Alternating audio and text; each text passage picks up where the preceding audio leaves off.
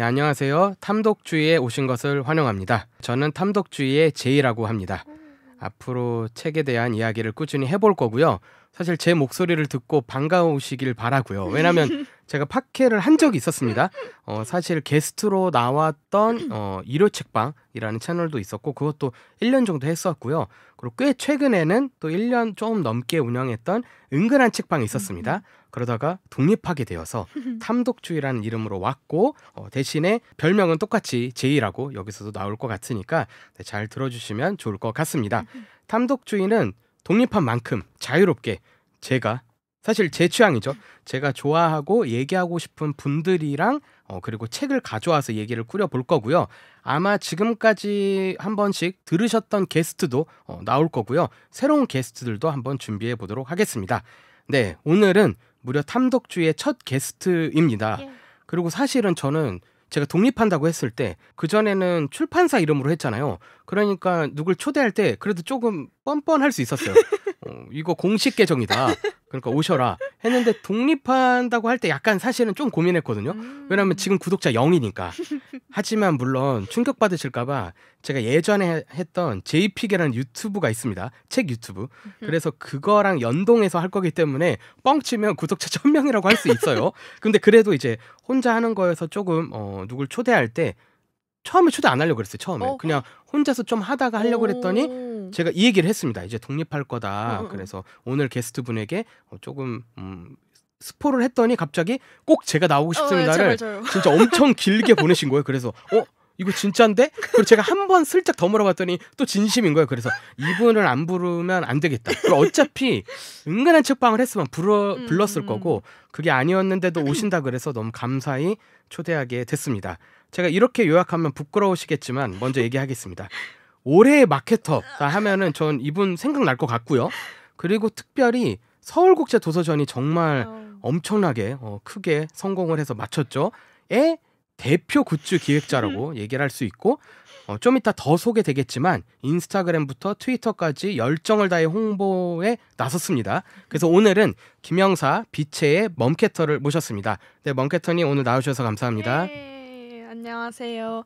김영사 마케팅부에서 일하고 있는 박유진이라고 하고요. 인스타그램과 트위터에서는 멈캐터라는 닉네임으로 활동하고 있습니다. 잘 네. 부탁드립니다. 와주셔서 감사합니다. 네. 오늘 제가 그럼 멈캐터님이라고 부를까요? 네, 좋습니다. 네, 좋습니다. 뜻이 혹시 제가 멈이 뭔지 모르겠더라고요. 이게 되게 웃긴 게 그 글자가 그러니까 멈캐터라고 써 있으면은 그게 멀리서 보면 되게 헷갈리게 보이잖아요. 그래서 네네. 누구는 맘캐터인가? 맘이요? 밈캐터인가? 이렇게 이게 되게 오프 더 레코드긴 한데 처음에 저희 부대표님께서 제 계정을 지인분께 소개를 받으신 거예요. 그래서 이거 형네 회사 직원이 하던데 잘하더라. 네. 그러면서 소개를 해주셨대요. 자랑스럽다. 근데 이제 그걸 딱 보고 부대표님께서 맘캐터야, 몸캐터야, 밈캐터야, 맘은 아닌데 이러셨다는 거. 아무래도 맘은 아니니까. 그래서 이게 멈캐터인데 원래는 멈머 플러스 마케터를 합쳐서 멈캐터라고 한 건데 멈머라는 별명이 친구들이 저를 좀 모해화 해줄 때 이제 좀 강아지 닮았다 이렇게 해서 귀엽게 모해화 해줄 때 이제 대학생 때 멈머라는 별명으로 불러줬어가지고 그 별명이 흔한 것 같지도 않고 그래서 마케터 계정을 파야 되는데 닉네임을 뭘로 할까 계속 고민을 하다가 어쨌든 마케터라는 정체성을 좀 살리고 싶고 그래서 캐터가 들어갔으면 좋겠어. 근데 앞에 내 이름을 붙이기에는 내 이름이 너무 흔하니까 별명을 붙이자 해가지고 멈캐터가 되었습니다. 네. 뭔가 웃기네요. 맘하고 밈하고 근데 멈캐터입니다. 세 개 다 세요. 되게 웃겨요. 그게 트위터에서도 밈캐터로 불러주시는 분들이 꽤 있거든요. 밈을 잘 쓰시니까 또. 밈캐터도 어떻게 보면 사실 맞긴 한데 원래는 멈캐터입니다.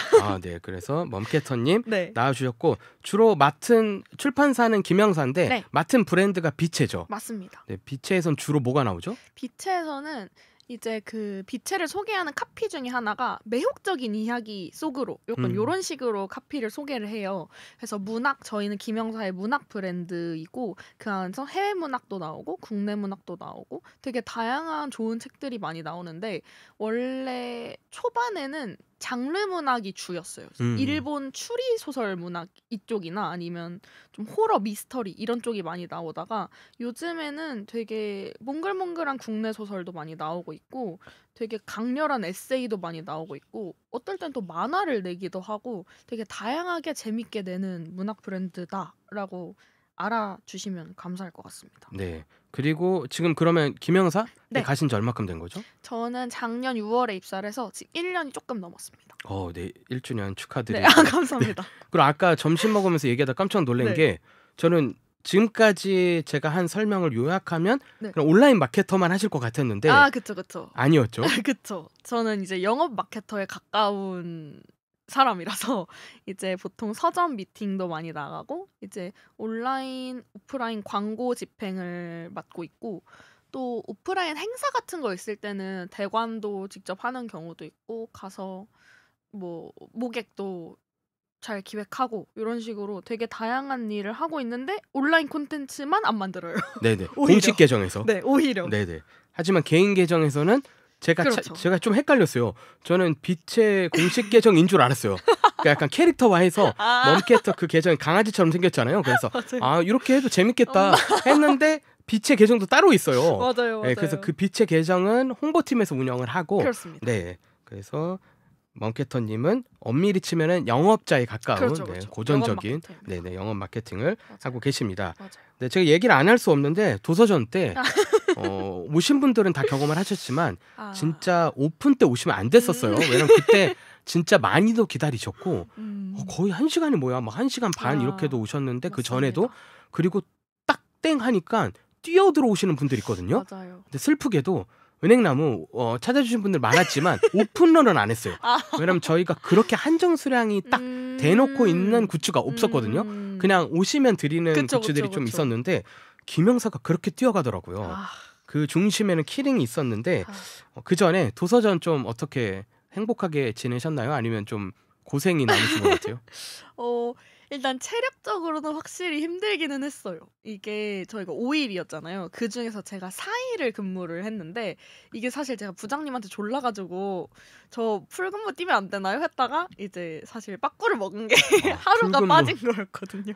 수목금토 일을 하실 뻔한 네, 거네요. 원래는 하고 싶다 넣어달라 했는데 부장님이 이제 아서라 그거 진짜 큰일 죽는다 났네. 해가지고 빼주셨는데 지금 와서 생각하면 그 부장님의 해안이 정말 있으셨다. 그래서 거의 금요일이랑 토요일은 거의 풀근무를 했어요.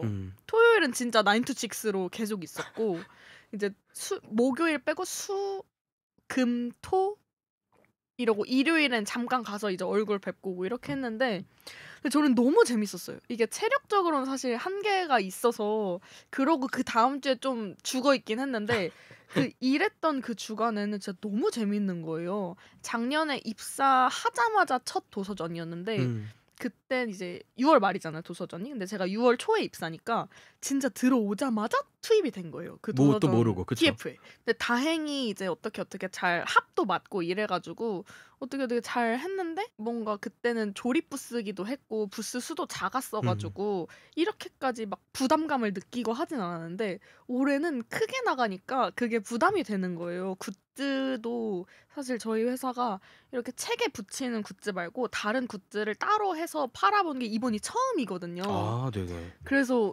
이거를 잘 해야 될 것 같은데 그게 사실 제 맘대로 되는 것도 아니고 하다 보니까 준비를 하면서도 잘 팔려야 될 텐데 이런 생각을 계속 했는데 이렇게까지 잘 될 그러니까. 거라고는 지금 사실 이 말이 아무 쓸모가 없을 정도로 너무 많이 팔려서 오히려 문제가 될 정도예요. 네, 되게 예측을 잘못했다 이게.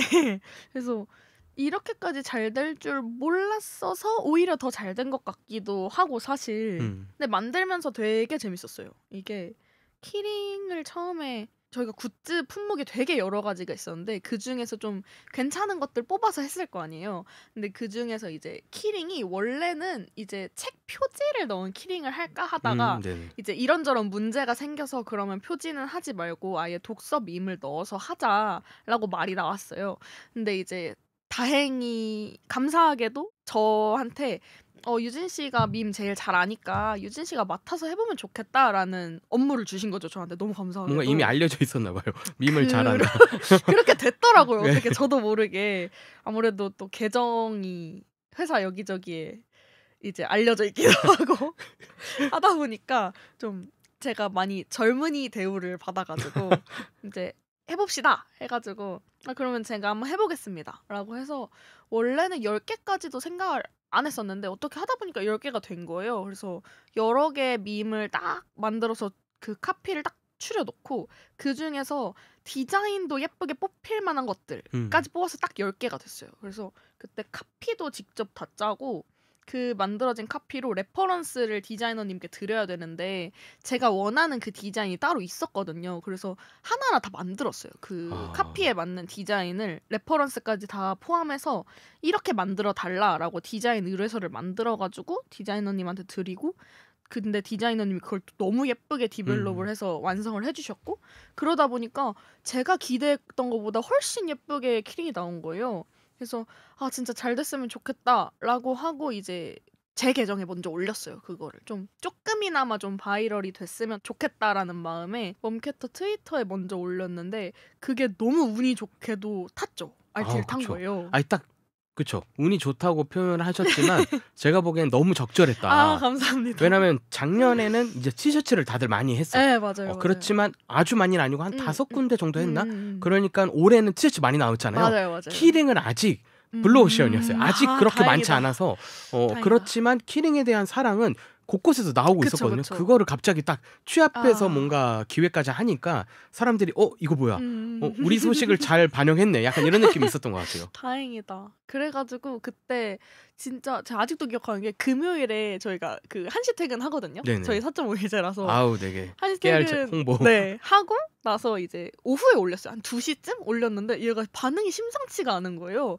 한 2시쯤 올렸는데 주말이었나 금요일 밤이었나 갑자기 막 조회수가 12만 회가 넘어가기 시작하는 거예요. 그래서 이거 심상치 않다. 근데 조회수뿐만 아니라 인용이 계속 늘어나는 거예요. 근데 인용이 늘어나는 경우 사실 많지 않잖아요. 보통 리트윗만 하시거나 아니면 보고 맘찍하고 넘기시거나 이런 경우가 많은데 인용이 계속 달리는 걸 보면서 이거 너무 다행이다. 잘 됐으면 좋겠다 했는데 김영사 공식 계정으로 올렸을 때도 이게 그동안 올렸던 게시물보다 반응이 훨씬 좋게 나와가지고 그래서 잘 되겠다 다행이다 했는데 제가 첫째 날 오전 근무였거든요. 수요일 오전 근무.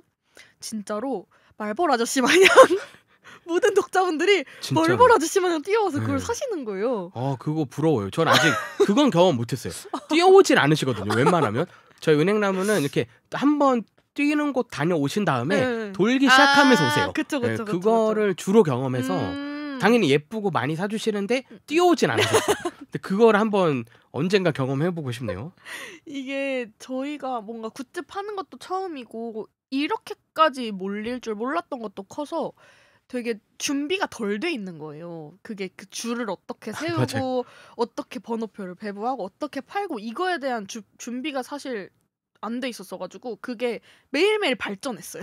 매일매일 마지막 날 하니까 시간대까지 나눠서 알려주시더라고요. 시간대를 나눠가지고 이거 처음에도 이제 어떻게 하다가 이제 나눠야 될 것 같은 거야. 아무리 생각해도 요일별로 수량을. 그래서 그것도 급하게 나누고 하다가 이게 첫날 그걸 다 경험하고 나니까 이거 안 될 것 같은데? 이대로 하면 오전에 오신 분들만 사실 사가고 오후에는 오셔도 못 사가니까 그럼 오전 오후를 나눠야 되나?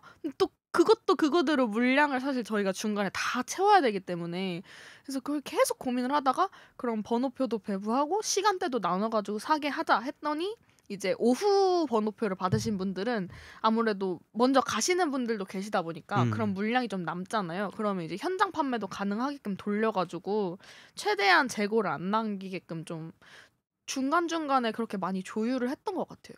그래서 상황 대처 능력이 의도치 않게 상승했다. 그러니까 여러분이 가끔은 이제 어떤 출판사든 뭐 여러 곳이 사실은 한정수량 굿즈들이 있었어요. 저희도 있었고 은행나무도. 그랬을 때 막 아쉬워하시는 거예요. 막 맞아요. 오전에 다 없어진다 또는 뭐 주말에 갔더니 없었다. 맞아요. 근데 이게 맞아요. 그 아쉬운 거 당연한데 사실 생각보다 그 담당자들의 수가 많지 맞아요. 않아서 맞아요. 저희도 당황하면서 이거 그럼 술을 어떻게 나눠야 되나. 맞아. 그냥 나누면 또 오전에 다 없어지잖아요. 맞아요. 그래서 그런 고민들을 하다가 했는데 제가 볼 땐 김영사 키링이 그래도 현실적으로 가장 타협안을 잘 찾은 것 같아요. 다행입니다. 분산도 시키고 현장 판매도 되고 저희는 다행이다. 그렇게 또 못했어요. 은행나무는. 그래서 그거 봤을 때 그래도 진짜 매일매일 발전해서 맞아요. 제가 왜냐면 저희가 한 3일 정도 갔거든요. 아침에. 음. 근데 마지막에 갔을 때는 이제 더 받을 수 있을 정도의 다행이다. 행정력을 가지게 되었다. 휴. 그래서 저도 맞아요. 지금 영상이 아니어서 못 보여드리는데 민음사 키링하고 아. 독서 부문 온다 해서 김영사 키링 이렇게 다행이다. 달려 있는데 저 진짜 키링 안 합니다. 진짜 이 옆에 갑자기 진지할 수 있는데 세월호 키링이야 이게. 맞아요. 키링 아닌 맞아요. 키링 있는데 맞아요. 진짜 키링 안 하는데 이번 기회에 김영사 거 그리고 민음사 것도 영광입니다. 예뻐가지고 딱 맞아요. 이렇게. 민음사 것도 네. 사고 싶었는데 못 샀어요. 맞아요. 민음사도 키링 줄이 따로 있었어요. 네, 엄청 네네네. 길었더라고요. 부럽다. 부럽다니요. 네, 그래서 키링으로 진짜 큰 사랑 받았고 제가 보기엔 디자인하고 이런 거에 대한 더 디테일한 기획 의도 막 이런 이야기는 멈캐터 계정 가면 지금 아예 보이실 수 있거든요. 맞아요. 그래서 거기로 보시면 이렇게 자료 조사를 잘하셨구나. 저도 사실 몰랐어요. 저도 그냥 아이디어만 있다가 이걸 제출했더니 뭐 디자이너가 만들어준 줄 알았더니 그게 아니라 맞아요. 거의 다 디벨롭해서 맞아요. 그냥 디자이너가 보고 레퍼런스 삼아서 만들면 될 정도까지 다 맞아요. 하셨더라고요. 맞아요. 그래서 그걸 보면서 일하는 사람이 이렇게 진심이면 더 재미난 굿즈가 나온다라는 걸 느꼈던 것 감사합니다. 같습니다. 내년도 오시나요, 김영사? 나가지 않을까요? 그래도. 네, 은행나무도 나갈 것 같은데 네, 그때도 인사드리면 또 좋을 뵙는 것 것으로. 같고. 네네네. 좋습니다. 그때 트위터나 아마 빛의 소식보다 멈캐터 계정 소식으로 더 빨리 알지 않을까. 네, 약간 확신을 가지고 있습니다. 그럼 이제 좀 더 멈캐터님 얘기를 좀 더 해볼 텐데 네. 어떻게 하다가 또는 어쩌다가 마케터가 되셨는지 가 궁금하고 그러면서 이제 질문 한번 이어가 보겠습니다. 네. 왜냐하면 사실은 그냥 책 얘기는 뒤에 이제 저희가 네네. 많이 마련해 놨습니다. 그렇죠, 그래서 뭐 그렇죠. 김영사 추천 도서랑 그리고 인생책도 제가 물어볼 거고 여름 추천 도서도 있는데 그 전에 한번 이 사람이 누군지 한번 들으면 재밌으니까 그렇죠. 한번 어쩌다가는 약간 슬픈 것 같은데 네, 어떻게 또는 어떤 과정을 통해서 마케터가 되셨는지 알려주시면 좋을 것 같아요. 이게 되게 길어요. 그러니까 바야흐로 14살 때로 넘어갔어요. 네. 꽤 많이 늘어가죠? 근데 제가 14살 때부터 국어를 엄청 좋아했어요. 과목 자체를? 네. 제가 진짜 국어 빠순이었거든요. 엄청 좋아했어요. 제가 그중에서도 문법을 진짜 좋아해서 그때부터 친구들한테 문법을 알려주는 걸 엄청 좋아했어요. 와우, 근데 네. 그러다 보니까 자연스럽게 국어 선생님이라는 꿈이 싹 뜨기 시작하는 거예요. 그래서 제가 그거를 중학교 1학년 때부터 고등학교 3학년 때까지 장래희망이 쭉 국어 선생님이었어요. 근데 그게 바뀐 적이 없어요. 그러니까 저는 14살 때부터 사실 항상 꿈이 있는 인생을 살았거든요. 근데 이제 딱 입시 때가 됐을 때 그 현실과 타협을 해야 되는 시기가 오잖아요. 그쵸. 근데 이게 국어 교육과를 쓰기에는 상향이고 국어 국문학과를 쓰기에는 너무 하향인 거예요. 성적이 애매한 거예요. 근데 입시를 겪어보신 모든 분들은 아시겠지만 그때쯤 되면 사람이 되게 겸손해집니다. 그리고 현실 앞에서 네, 어디든 붙여주면은 감사합니다 하고 가겠다라는 마음이 드니까 상향은 아무리 생각해도 자신이 없는 거예요. 그래서 이제 안전빵으로 가자 해서 국문과에 갔어요. 근데 국문과에 가고 나서도 항상 나는 이 전공을 살리고 싶어라는 생각이 항상 있었거든요. 왜냐면 제가 국어를 할 때 너무 재밌었고 어렸을 때부터 책도 되게 좋아했고 이러다 보니까 그걸 전공으로 살린 삶을 좀 살아보고 싶은 거예요.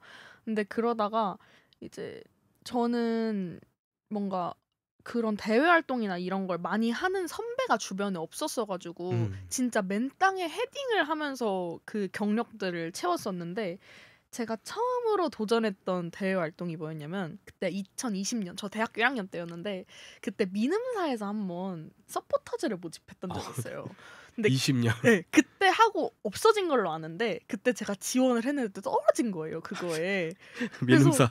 네. 그래서 너무 아쉬운 거예요. 내가 되게 좋아하는 출판사인데 책 읽는 것도 좋아하고 하니까 나한테 가장 진입 장벽이 낮다고 생각해서 넣었는데 안 되니까 너무 속상한 거예요. 그래서 그때 되게 막 이렇게 좀 의기소침해 있다가 그 다음 주에 김영사 대학생 서포터즈 공고가 떴어요. 아, 네네. 그래서 민음사가 나 안 받아줬는데 그럼 김영사는 나 받아주지 않을까? 라고 해서 민음사 지원서 쓸 때 했던 걸 좀 보완을 잘 해서 서평도 다시 쓰고 이렇게 해서 했는데 된 거예요, 그게. 그래서 그때 처음으로 대외 활동을 시작했는데 그게 사실 이 모든 여정의 시발점이 됐어요. 그 운명 같네요. 네. 지금 이 자리에서 보면은. 그쵸. 근데 저는 그래서 그때 막 쓰는데 너무 재밌는 거예요. 서평을 쓰고 하는 것들이. 그래서 원래는 이제 교직 기술을 해서 선생님이 돼야겠다라고 생각했다가 그 활동을 하면서 출판사랑 과연 뭐 하는 곳일까?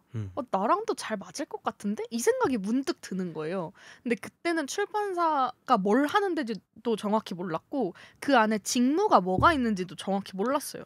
근데 찾아보니까 크게 편집자, 마케터, 디자이너 이렇게 있대요. 근데 제가 디자인 전공은 아니니까 디자이너 제외하고 마케터도 내가 마케팅 전공을 한 게 아니니까 전 국문과니까 편집자가 가장 내 전공이랑 잘 맞을 것 같고 나도 잘할 수 있을 것 같아 라는 생각이 들어서 그럼 편집자를 해야겠다 라고 처음으로 꿈이 바뀌었어요. 그때. 그래서 그때 대학생 서포터즈를 하면서 막 열심히 하다가 그때 6개월 하고 나서 연장을 했나?로 기억하거든요. 그때가 네네. 코로나였어가지고 연장할 사람은 폼에다 신청해달라라는 공지가 떴었는데 계속 하고 싶은 거예요. 연장을 했어요. 그래서 제가 처음 기수가 15기였는데 연장한 게 15.5기였거든요. 그렇게 15.5기 활동을 끝내고 16기 모집을 할 때가 됐는데 또 하고 싶은 거예요. 아, 이미 했는데? 응, 욕심이 계속 나는 거예요. 그래서 또 했어요. 또 붙었잖아요. 근데 그거를 제가 그 짓을 대학교 졸업할 때까지 했어요. 그럼 4년을 하신 4년을 했어요. 김영사. 김영사 서포터즈. 이렇게 들으면 김영사 약간 홍보 대사로 나온 느낌이네요. 그래서 홍보실 분들이 서포터즈를 관리를 하시는데 네네. 홍보실 분들이 저를 알고 계셨어요. 입사 전부터. 그쵸. 그 정도 4년 한 사람 없었을 것 같은데. 없었어요. 네. 처음이라고 하셨거든요. 그래서 제가 자연스럽게 뭔가 이 회사에 대한 애정이 계속 생기는 거죠. 대학생 때. 어쨌든 이 회사의 책을 계속 읽었고 근데 그게 나랑 맞는 것도 같고 너무 재밌으니까 그래서 나는 내가 취업을 하게 된다면 이 회사를 진짜 일지망으로 삼고 꼭 언젠가는 들어가 보고 싶다라는 꿈을 품고 엄청 열심히 살았어요. 대학생 때. 저는 독립출판도 2번 했었고 와우, 네. 이제 다행히 저희 과에 출판계 입사를 꿈꾸는 친구들이 저 말고 3명이 더 있었어요. 든든하네요. 네, 그래서 그 친구들이랑 약간 어벤져스처럼 그 교내에서 하는 공모전 같은 거 있으면은 문학 잡지 만들어서 막 나가서 상 타고 그때 제가 작가님들 인터뷰를 많이 했어요. 그때 강황일 작가님 인터뷰도 하고 최은영 작가님 인터뷰도 하고. 야. 근데 이것도 되게 웃긴 게 강황일 작가님 인터뷰할 때 연락처를 저희가 모르잖아요. 근데 저희 학교 저희과 선배님이세요. 혹시나 해서 교수님들한테 여쭤봤는데 당연히 모르시더라고요. 교수님들은 모르시죠. 네. 그냥 그 친구 원래부터 글 잘 썼어 이 정도로만 기억을 하시더라고요. 그래서 어떻게 하냐 막 고민을 하다가 되게 지금 생각하면 되게 패기 있는 생각인데 우리 그럼 문학동네한테 물어보자 이 생각이 든 거예요. 출판사에서 책이 나오니까 출판사에 물어보자. 이래서 진짜 문학동네 메일을 넣었어요. 공식 메일로. 응, 공식 메일로 저희가 이런 잡지를 만들려고 하고 있는데 뭐 작가님 인터뷰를 따고 싶다. 근데 저희가 연락처가 없어가지고 공식적인 루트로 연락처를 좀 받고 싶은데 저희가 메일 주소라도 받을 수 있을까요? 라고 여쭤봤는데 너무 친절하게 답장이 온 거예요. 작가님도 전달해달라고 하셨다고. 그래서 그렇게 또 인터뷰를 하게 됐던 인연이 있어요. 네, 강일 작가님 좀 한 이번 달 말에 한 번 더 뵙는데. 진짜요? 너무 뵙고 싶어요. 실물로 한 번도 못 뵈가지고 서면으로만 뵀어서. 하여튼 그래서 그렇게 엄청 열심히 하다가 이제 4학년 때 겨울에 스터디를 시작했어요. 근데 제가 그때 전주 사람이어가지고 전주에서 쭉 학교를 다녔는데 이제 그러다가 전주에서 사실 마음 맞는 스터디를 찾기가 어렵잖아요. 그래서 저희 친구들은 다 휴학하고 막 이랬어가지고 저는 휴학을 한 번도 안 하고 스트레이트로 졸업을 했거든요. 너무 열심히 사셨네요. 저 진짜 열심히 그러니까요. 살았어요. 저 방학 때도 한 번도 쉰 적 없고 매년 김영사와 함께 또 네, 또 그렇게 하고 하다 보니까 스터디를 구했는데 저는 그때 목표는 이제 SBI 편집자만 들어가는 거. 네, 여기서 이게 1차 목표였어요. 네, 지금 여러분 멈캐터님이세요. 그러니까 마케터인데 편집자 과정을 준비했다는 그렇죠. 비밀 아닌 비밀. 네, 되게 긴밀한 얘기. 제가 이런 썰을 푸는 게 사실 이런 자리에선 진짜 처음이에요. 아무도 모르세요. 이런 자세한 썰은. 그렇죠.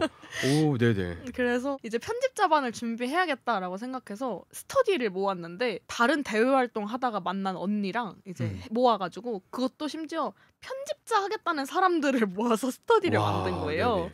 그렇게 해서 그때는 저만 지방에 있었어가지고 격주로 이제 올라왔다가 아니면 온라인에서 했다가 이걸 반복하면서 하다가 졸업하자마자 제가 상경을 했어요. 네네. 대학교 졸업하자마자 작년 3월에 상경을 해가지고 그 한겨레에서 8주짜리 강의가 있거든요. 편집자 네네네. 입문 과정 강의가 있거든요. 그걸 들으면서 스터디를 하면서 SBI를 준비를 했어요. 막 자소서나 만나서 출판물 분석 이런 거 하고 그걸 잘 쌓다가 SBI 시작이 제 기억으로는 4월? 4월이었던 것 같은데 그때 진짜 막 몸도 맘도 막 미치겠는 거예요. 너무 힘든 거예요. 이게 나 혼자 잘할게, 나 잘할 수 있어라고 하고 올라왔지만 이게 안 되면 사실 좀 그렇잖아요. 부모님한테도 죄송하고. 서울까지 올라왔는데. 네, 이게 제가 그래서 사실 처음에 올라올 때는 2개월을 담보로 잡고 올라온 거였어요. 나 2개월 안에 취업을 하든 SBI를 붙든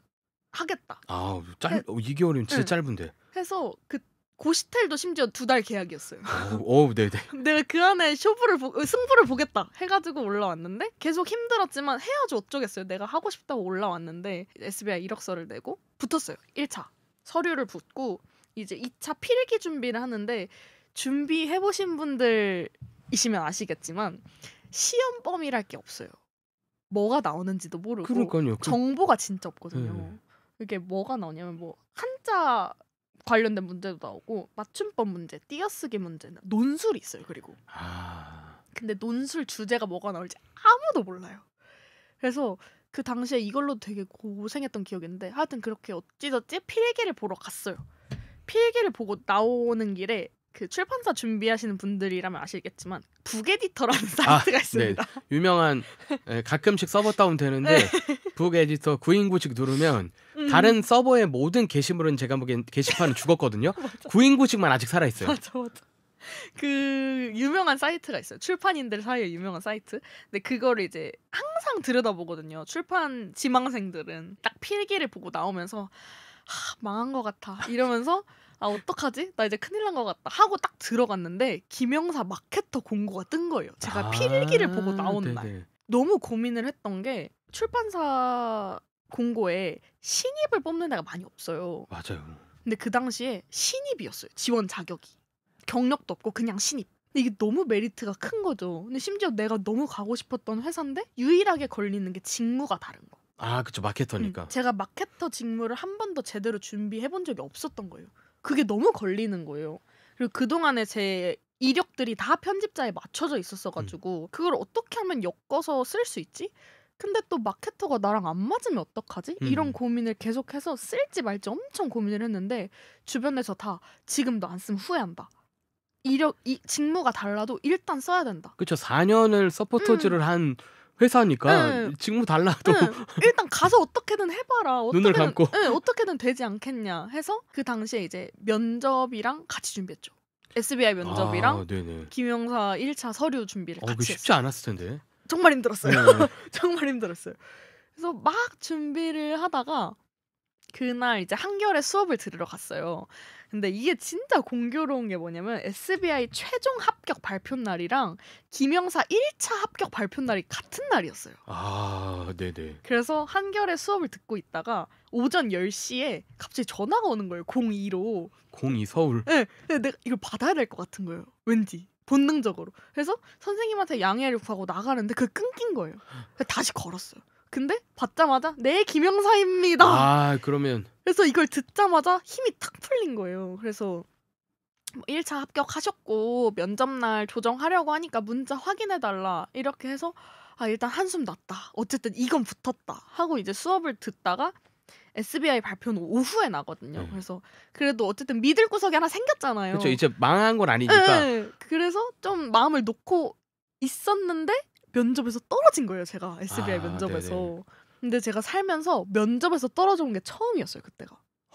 저는 면접에서 떨어져 본 적이 한 번도 없었거든요. 차라리 떨어지면 필기에서 네, 떨어지면. 필기에서 떨어지거나 서류에서 떨어지거나 이런 경우가 있었는데 면접에서 떨어져 본 적은 한 번도 없는데 떨어진 거예요.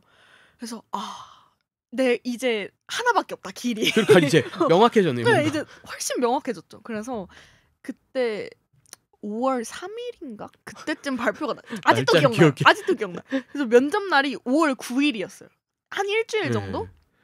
면접 준비를 진짜 열과성을 다해서 진짜 열심히 해갔어요. 와 근데 왜냐면 지금 마케터가 뭔지도 모를 거 아니에요. 네. 지금 그 상황은. 네. 그러니까 저는 뭔가 이론적으로 마케팅을 배워본 적은 한 번도 없어요. 대학 때도 마케팅 관련 수업을 들어본 적도 거의 없는데 이제 제가 그 독립출판을 했다고 했잖아요. 그때 문학 잡지 만들 때 텀블벅 펀딩을 했었는데 그걸 홍보하기 위해서 만들었던 계정이 있어요.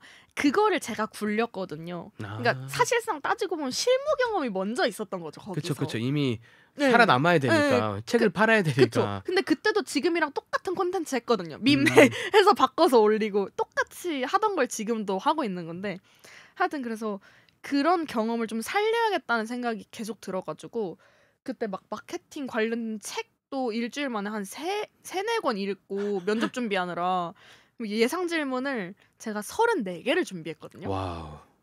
엄청 열심히 준비해서 면접날 갔어요. 갔는데 그 34개 질문 중에서 딱 하나가 나왔어요. 나왔네요. 그래도 맞췄네. 뭐가 나왔냐면 자기소개해보세요. 잠깐만. 자기소개가 34개 중에 있었구나. 그러니까 사실상 안 나온 거죠. 안 나온 거네요. 안 나온 거죠. 그래서 면접날 되게 근데 면접날 나오면서 저는 뭔가 붙을 것 같다 떨어질 것 같다 이런 예상보다는 난 이제 미련이 없다. 진짜 할 말 다 했다 하고 나오긴 했거든요 그날. 근데 SBI 면접 봤을 때랑은 그 나왔을 때 느낌 자체가 달랐어요.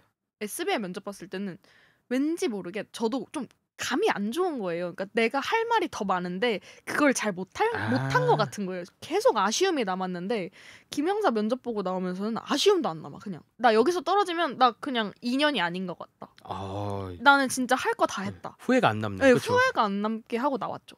근데 그러고 저희는 당일에 통보를 해줬거든요. 와, 그거 좋네요. 오전에 면접을 보고 5시 20분쯤 왔어요. 퇴근 전에 메일이. 퇴근 전에 딱 와가지고 그때 엄청나게 기뻐했던. 그래서 사실상 마케팅에 대해서 배워본 적은 없는데 그런 과정을 거쳐서 어쩌다 보니까 마케터가 된 거예요. 사실상 원래는 편집자를 준비했었다가 이렇게 돼서 어쩌다가 마케터가 됐다. 어쩌다가 진짜 됐는데. 진짜 어쩌다가. 근데 제가 아까도 잠깐 언급은 했지만 출판사가 원하는 마케터 상 중에 하나가 뭐 셀럽 마케터 이런 사람도 좋아하는데 에디터 그러니까 편집자 같은 마케터 되게 좋아하거든요. 다행이다. 왜냐하면 마케터가 카피도 많이 써야 되고 맞아요. 카피에 대한 의견도 줘야 되고 그런 게 맞아요. 생각보다 많고 맞아요. 편집자만큼은 아니어도 꽤 많은 독해력이 필요해요. 근데 무작정 그냥 마케팅만 잘하는 사람이면 좀 어려울 수 있어요. 출판 마케팅은. 그쵸. 출판 마케팅은. 그래서 정말 어쩌다 이 과정을 누가 따라할 수는 없네요. 못 따라요. 못 따라요. 제가 진짜. 요약하면 그래도 열심히 사셨다라. 네, 맞아요. 하나는 할 수 있는 걸 다 했다는데. 저 진짜 다 했어요.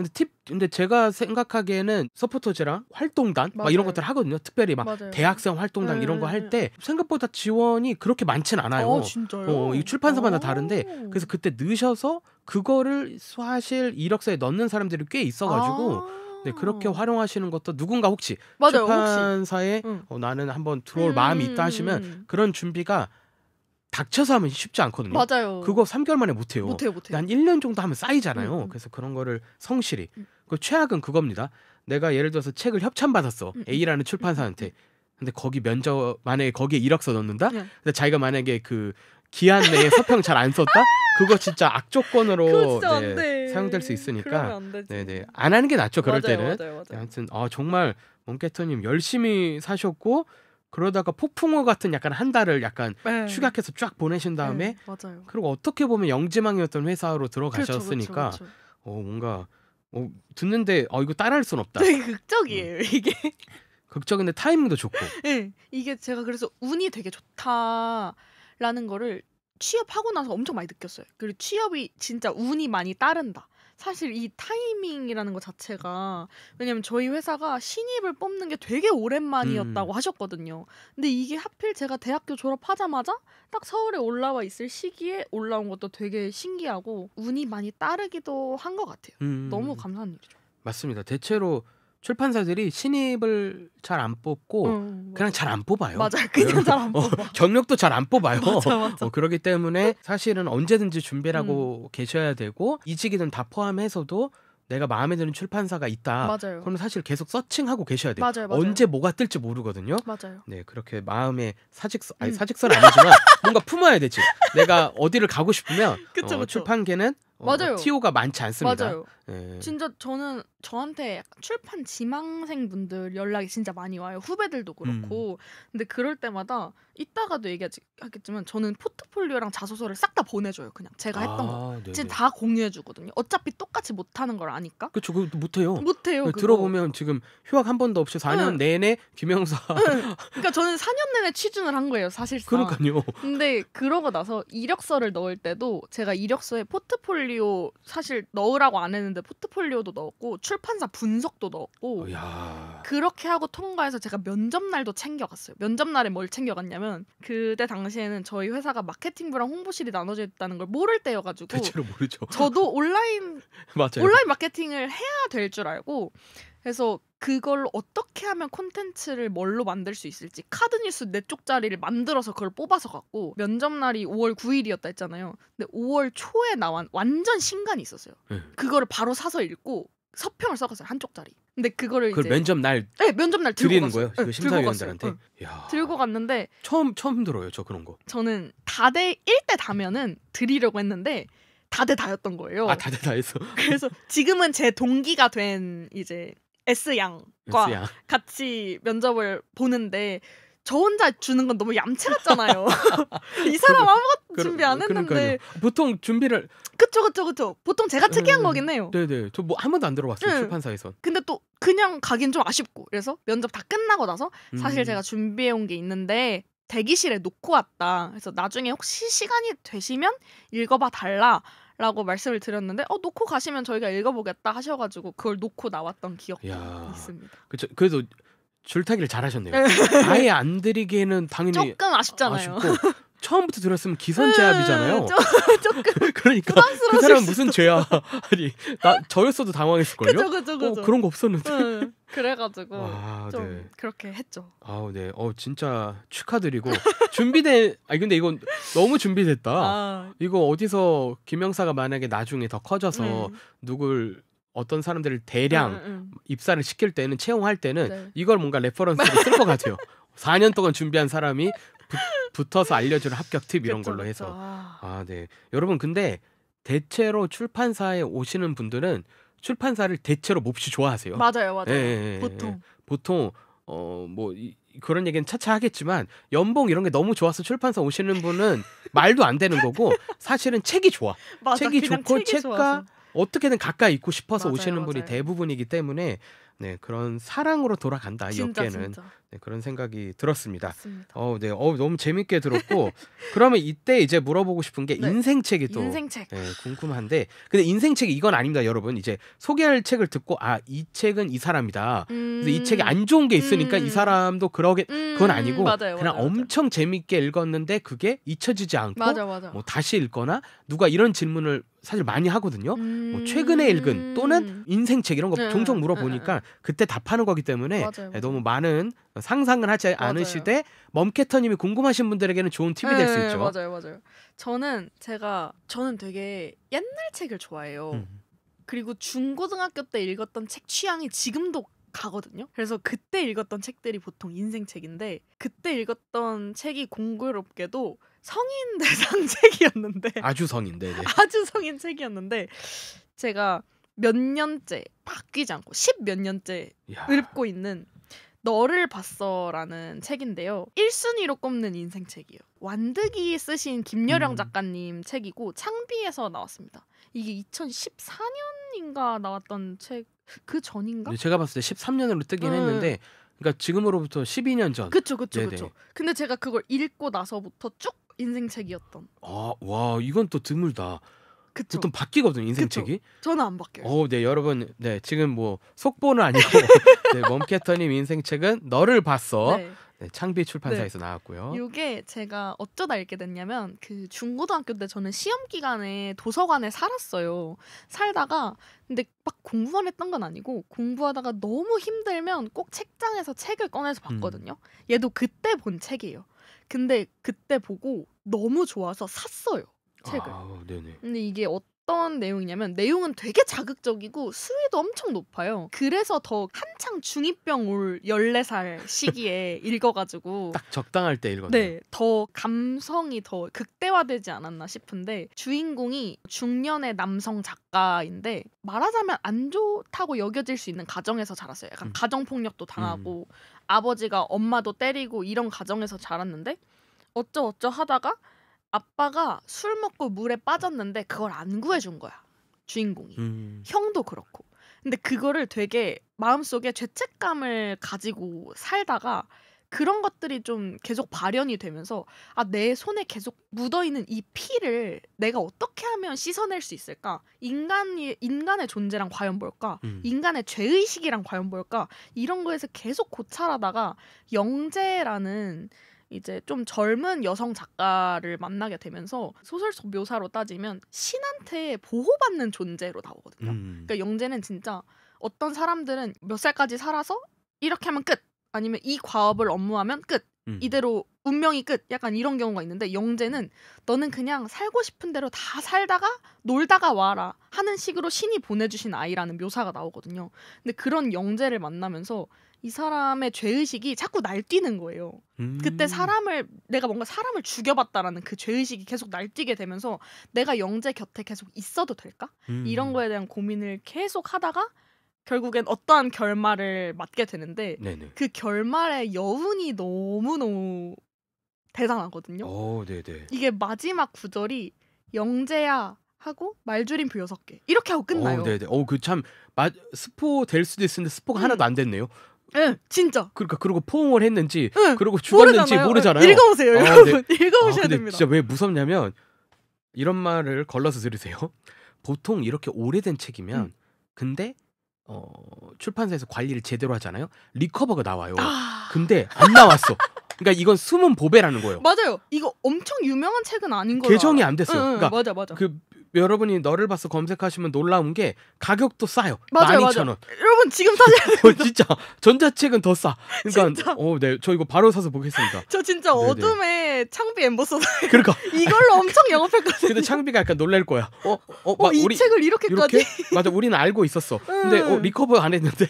그래서 저 진짜 좋아하는 책이에요. 진짜. 네. 진짜 그리고 보통 마지막 저렇게 문장을 얘기하면 스포가 되는데 맞아요. 스포가 이렇게 안 진짜 안 되는 돼요. 마지막 문장도 쉽지 않다. 근데 그걸 다 읽고 나면 그 마지막 그 부름이 와 진짜 아직도 지금 생각해도 진짜 네네. 오타쿠 특 벅차오름. 그러니까 그렇죠. 별 말하지 않아요. 진짜 벅차오르는 책이에요. 그래서 뭔가 그거를 읽으면서 인간의 존재에 대해서 약간 깊게 생각하게 됐다고 해야 되나? 그 자아가 한참 형성될 시기에 읽은 거잖아요. 몇 살 때 읽으셨죠? 14살 때. 그러니까 14살. 네. 중2병 왔을 때. 네네. 근데 좀 이런 말하면 오글거리지만 저도 그때 인류는 왜 존재할까 이 생각을 진짜. 요즘엔 좀 안 해요. 근데 그땐 진짜 많이 했어요. 그 감수성이 한참 활발할 시기에 이런 걸 읽어주는 게 오히려 좋은 것 같아요. 존재는 막 존재서 철학자가 된다니까요. 존재 의의에 대해서. 그래서 그때 철학책 잘 봤어요. 생각보다. 맞아. 물론 두꺼운 거 많이 못 봤고 가벼운 거 위주로 나랑 똑같은 생각을 했어. 이런 이게 중2병이었구나. 근데 제가 그때쯤 읽었던 책들이 무드가 되게 비슷해요. 네. 그래서 제가 두 번째로 말씀드리고 싶은 인생책도 이 책도 고전 같아요. 이거 김영하 작가님 더 예전 데뷔작이에요. 책이에요. 그러니까 96년작이에요. 네, 96년작. 계셨어요? 이 세상에? 저 01년생. 이때 그 나는 나를 파괴할 권리가 있다라는 제목에서부터 네, 그 진짜. 감성이 묻어나는 네네. 책이잖아. 딱 이 시절이야. 맞아. 이렇게 말하면 좀 소름 돋는데 여러분 20세기 책이에요. 맞아요. 세기말. 그냥 입세기도 아니고 세기말. 그러니까 세기말. 지금 여러분 21세기잖아요. 이거 아니라니까. 진짜. 그래서 이게 실제로 그 평론에도 찾아보면 되게 많이 나오는 게 세기말의 감수성을 너무 잘 담아낸 책이라고 나와요. 그 뭔가 괜히 혼란스럽고 그때쯤 막 세기말이니까 막 몇 년도에 세상 멸망한다 이런 얘기 한창 나올 때 나왔던 소설이어가지고 왠지 그 내용은 전혀 그렇지 않은데 시티팝이 잘 어울리고 그런 재질의 책이거든요. 그래서 이것도 되게 특이한 내용인데 주인공이 자살 지도사라는 직업을 가지고 있어요. 그래서 의뢰를 받아가지고 어떤 의뢰인이 나 이렇게 죽고 싶어라고 얘기하면 그걸 도와주는 거예요. 근데 이게 지금 생각해보면 너무 말도 안 되는 일이잖아요, 사실. 근데 그때는 그게 재밌는 거예요. 그래서 이게 자살을 도와주는 게 윤리적으로 어떤 문제가 되며 의뢰인이 바라는데도 그걸 내가 들어주지 않는다는 게 사실 의미가 있나? 누군가의 자살을 막는다는 게 의미가 있나? 그럼 사람은 왜 죽으면 안 되지? 이런 철학적인 질문들이 계속 꽃고무처럼 머릿속에 맴도는 거예요. 이때 너를 봤어랑 나나파를 읽으면서 그런 철학적인 사고가 되게 많이 발전했던 것 같아요. 그 시기쯤. 지금도 읽으면 읽을 때마다 생각이 달라지는 책? 와, 진짜 인생책. 진짜 인생책. 네, 제가 앞에서 뭐 인생책이 별거 아니라고 아니네. 별거네요. 진짜 그렇죠? 별거. 이런 분들이 있어요. 근데 진짜 자기의 지금 고민과도 맞닿을 수 있고 감상이 계속 업데이트되고 재독되고. 맞아요. 근데 이게 솔직히 말하면 오래된 책이잖아요. 지금 감수성이랑 맞지 않는 부분이 분명히 있어요. 그래서 지금 독자분들이 읽으셨을 때는 좀 이런 부분에서 나랑 안 맞아라고 느끼시는 부분이 있을 수 있어요.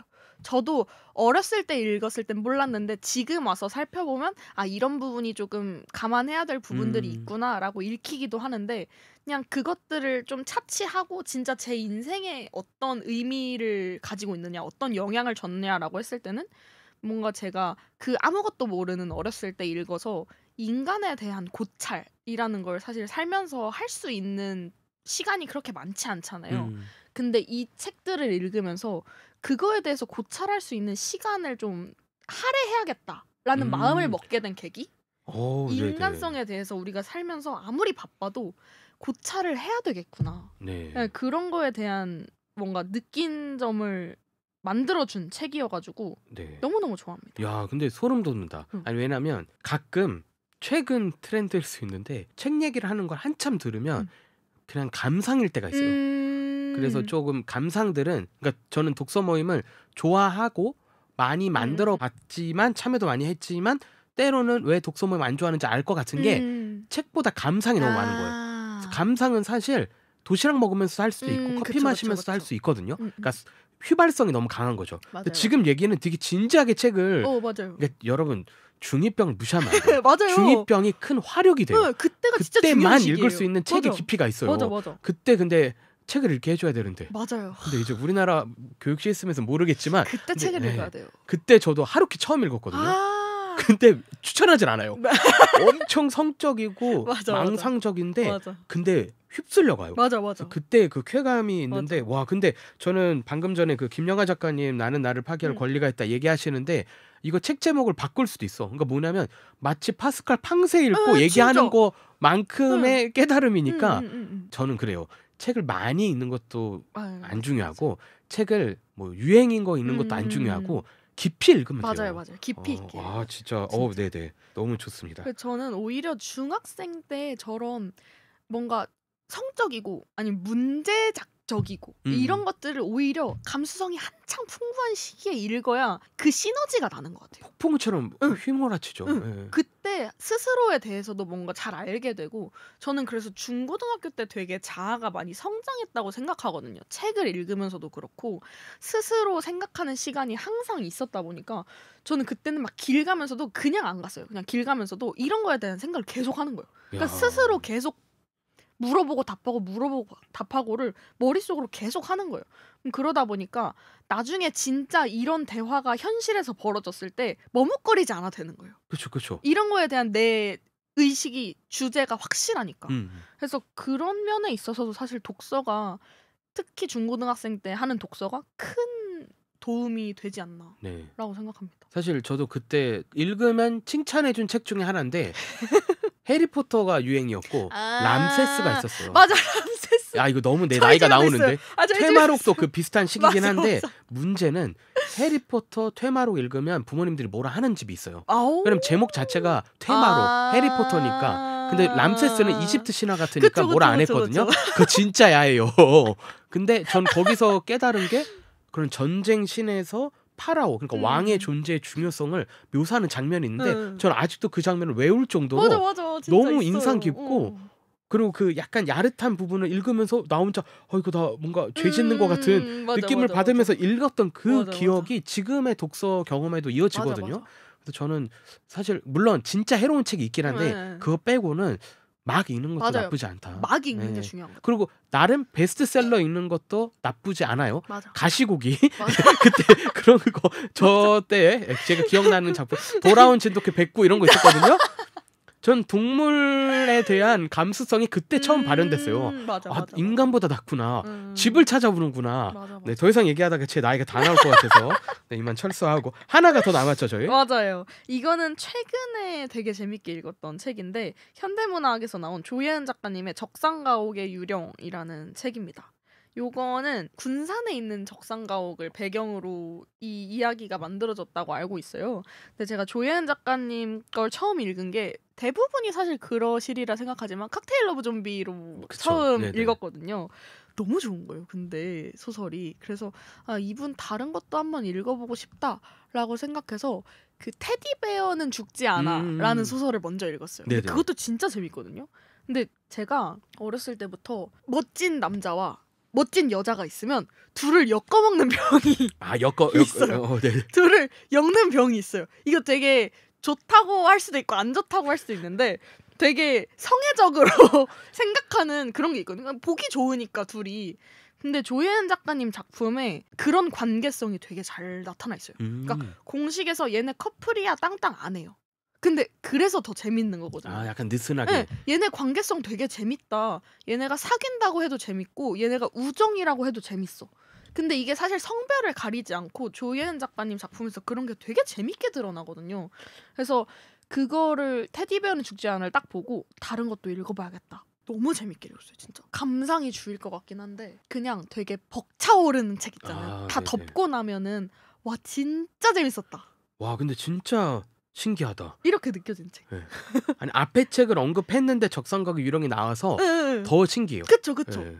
근데 약간 저게 제 그 앞에 거 두 권이 제 중고등학교 때를 정립해준 책이라면 뒤에 거는 진짜 성인이 되고 나서 재미로서의 독서를 유희로서 독서를 즐기고 싶을 때가 있잖아요. 지금은 책을 책으로 못 본다는 게 되게 슬픈 일 중에 하나거든요. 어쨌든 우린 얘를 팔아야 되니까 상품으로의 가치도 생각해야 되고 하는데 진짜 단순히 유희로서 책을 즐기고 싶을 때가 있는데 이 책이 딱 그거에 걸맞은 책이었어요. 너무 재밌게 읽을 수 있는 책. 덮고 나서도 진짜 좋은 독서였다 하고 끝낼 수 있는 너무 좋은 책. 그래서 되게 좋았어요. 얘는 반대로 앞에 두 권보다 생각할 거리가 그렇게 많지 않아서 좋았던 책이기도 해요. 네, 좋습니다. 뭔가 독서력도 바뀐 것 같고 독서의 경험이 쌓이다가 지금은 이제 그러니까 앞에서는 좀 더 아주 교과서적이고 맞아요. 교훈적이고 어쩌면 그런 독서였다가 이제는 유희로서의 독서에 도달을 하니까 만난 책이 또 조예은 작가님이라고 하니까 더 반갑고 맞아요. 저는 약간 다른데 저는 군산을 여행을 갔다 오고 얼마 안 지나서 이 책이 나온 거예요. 더 소름이 뭐냐면 제가 묵었던 숙소 뒤가 이 적상가옥이에요. 히로스 적상가옥인가 그럴 거예요. 히로스가 히소인가 하여튼. 그래서 이 건물을 다 알겠고 여기서 언급된 그 창고 모양 뭔지 다 아니까 그때 오는 소름이 있는데 얼마 안 지나서 군산 북페어가 엄청 크게 열렸는데 저는 못 갔는데 에디션 있었어요. 그때 에디션이 따로 있었어요. 이게 군산 얘기니까 군산에는 적상가옥으로 소설 쓰고 북페어에서 리커버를 다시 해. 거기도 감격스러운데 그리고 그 좀 전에 읽은 책이지만 만조를 기다리며도 그 군산 근처에 있는 섬들 얘기해서 좀 모티브가 네네네네. 왔거든요. 저는 이런 로컬리티가 좋아요. 맞아요, 너무 좋아요. 예, 그러니까 한국 물론 이제 서울이 고향이신 분은 어쩔 수 없는데 응, 응. 그게 아니라 그냥 조금 뭐 지방이라고 부를 수도 있고 지역이라고도 할 수 있는데 비수도권 지역에서의 이야기는 좀 더 톤이 다르거든요. 맞아. 근데 가끔씩은 그런 톤이 아니라 다 비슷해진다고 느낄 때가 있다면 조윤 작가님은 물론 이제 앞에서도 언급한 작품들은 그냥 쉽게 읽힐 수 있는 톤이라면 여기서는 좀 자기 색을 드러내시니까 맞아요. 이렇게 해서 세계관이 만들어지나 맞아. 또는 자기 고향을 다시 그려내시나라는 기대 때문에 그리고 기본적으로 적상가옥의 유령이 나와요. 맞아. 저는 유령이 나오는 작품을 좋아해요. 저도 좋아해요. 네. 근데 대놓고 막 악마가 막 웃는 그런 작품보다 스산하게 몰려요. 맞아요. 네. 근데 이거 소름 진짜 많이 돋는 진짜, 책 그쵸. 읽으면서. 네, 너무 재밌어요. 그래서 저도 너무 추천했던 작품인데 언급해 주셔서 좋았고 정말 그 책 자체로서 이야기 자체로서 너무 즐겁고 특별히 여름에 너무 잘 어울리는 맞아요. 작품이라 네네. 지금 딱 읽기 좋아요. 지금 딱 비가 또 내려가지고 아까 잠깐 좋다. 네, 적상가옥의 유령 저도 추천 같이 해봅니다. 네, 그러면 이거는 이제 가볍게 지나가면서 질문을 할 텐데 네. 요즘은 그럼 뭐 읽고 계세요? 저는 이게 진짜 가져오려고 가져온 게 아니지만 네. 생나무에서 나온 강일 작가님의 치유의 빛을 다 읽었고요. 아, 네네. 그리고 읽고 있는 책으로는 이야기 장수에서 나온 이슬아 작가님의 인생을 바꾸는 이메일 쓰기라는 책도 읽고 있습니다. 이거는. 네, 신작이네요. 네, 신작으로 읽고 있고 치유의 빛을 제가 스타벅스에서 읽었어요. 정확히 기억이 나요. 며칠 전에 스타벅스에서 읽었는데 근데 너무 재밌어가지고 제가 냉나무 책을 주접을 떨려니까 되게 머쓱하긴 한데 진짜 재밌어요. 여성의 몸과 여성의 감정에 대해서 이렇게 날것으로 다룬 소설이 있었나? 는 거를 계속 곱씹어보게 만드는 거예요. 이렇게 얘기하면 조금 딥하지만 여자들은 질투가 많다라는 스테레오타입이 되게 안 좋게 여겨지고 우린 이걸 타파해야 된다라는 뭔가 말들이 많아진 시기잖아요. 전 이미 그 시기도 지금 지나온 시기라고 생각하는데 하여튼 예전엔 뭐 여자의 적은 여자다 이런 말도 있었고 맞아요. 유행어처럼 썼죠. 그쵸. 근데 지금은 아니다. 여자는 여자가 돕는다라는 말이 유행하기 시작하는 시기잖아요. 근데 저는 사람이 살면서 모두 다 질투를 하면서 산다고 생각하거든요. 그러니까 스스로 질투가 저도 없는 편이라고는 생각하지만 어쩔 수 없이 그 속에 내재된 그 본능적인 그런 질투가 있을 수 있잖아요. 근데 그 질투라는 감정이 사실 나쁜 것만은 아니란 말이에요. 그게 오히려 뭔가 다른 일을 시작할 그런 계기가 될 수도 있는 거고 그걸 좋게 쓰려면 얼마든지 좋게 쓸 수 있는 에너지라고 생각하는데 그걸 여성한테만 한정해서 여자는 여자한테 질투가 너무 많아라는 프레임이 씌워지니까 그거에 반감 들어하는 여성들이 많아지기 시작하면서 이 얘기를 쓰지 말자라고 하는 분위기가 형성됐다고 생각하는데 저는 이런 여자들의 질투를 드러내서 더 반가웠어요. 맞아요. 여자들끼리 질투할 수 있잖아요. 그리고 남자들도 남자들끼리 질투할 수 있고 남자도 여자를 질투할 수 있고 여자도 남자를 질투할 수 있는 건데 그 질투라는 감정이 여성한테 한정된 것만은 아니야. 하지만 이게 여성이 느껴서는 안 되는 감정인 것도 아니잖아요. 근데 그걸 너무 잘 드러내고 있는 거예요. 우리가 학교를 다니면서 쟤는 왜 나보다 쟤랑 더 친하지? 라는 감정 분명 느낄 수 있잖아요. 우리한테 너무 친숙한 감정인데 그거를 우리가 너무 배제하지 않았나? 우리도 느낄 수 있는 감정인데 그거에 있어서 너무 벽을 치고 아니 여자는 질투 같은 거 안 하는데? 라고 하는 시기를 이제 좀 벗어나야 되지 않나? 근데 그 시기에 딱 맞는 책이라고 생각했어요. 네네. 너무 좋았어요. 그래서. 네, 저렇게 또 소개하신 건 처음 들었습니다. 네, 네, 재밌었어요. 진짜 언급하셨듯이 질투라는 감정도 너무 솔직히 다 드러내고 맞아요. 그리고 그 외에 고통의 문제도 맞아요. 직면시키는데 강혜일 작가님의 작품을 읽을 때 좋은 점을 또 경험해서 너무 기쁜 게 뭐냐면 쉬운 길을 가지 않는다. 맞아요. 어쩌면 좀 난해할 수도 있고 맞아. 어쩌면 굳이 일 수 있는 걸 정면 돌파해 버리는데 맞아요. 근데 다 할 거라면 막상 드는 생각이 내가 이걸 정면 돌파해 본 적이 있었나. 그 길을 가셔서 너무 좋고 저도 이제 뭐 아직 이제 하반기 막 시작했지만 벌써 올해의 책으로 후보 중에 하나가 이제 치유의 빛이죠. 좋다. 그러면 이 제사가 또 기가 막힙니다. 맞아요. 에피그래프라고 해가지고 거기에 특별히 2부 제사를 읽고 제가 그 읽다가 자리에서 일어났어요. 이걸 인용한 이상 이 소설이 안 좋을 수가 없다. 맞아. 더 자세한 건 여러분들이 책을 보시면 좋을 것 같습니다. 진짜 꼭 읽어봐 주시길. 네. 그리고 이제는 저희가 김영사 빛의 홍보 타임을 잠깐 예. 가져보려고 합니다. 나온 책들이 너무 수백 권에 이르지만 여기서 한 두세 종을 소개, 네. 홍보해 주시면 좋을 것 같습니다. 네. 우선 저희 김영사는 장르를 가리지 않고 깊이 있는 책을 펴내는 종합 출판사인데요. 매년 뭔가 다양한 책들을 많이 선보이면서 독자 여러분께 진심으로 다가갈 수 있도록 노력하고 있습니다. 여러분이 많이 아실 만한 책으로는 우선 사피엔스, 총균쇠, 그다음에 먼 나라 이웃 나라 이런 것들이 있고요. 야, 스테디 베스트셀러. 네.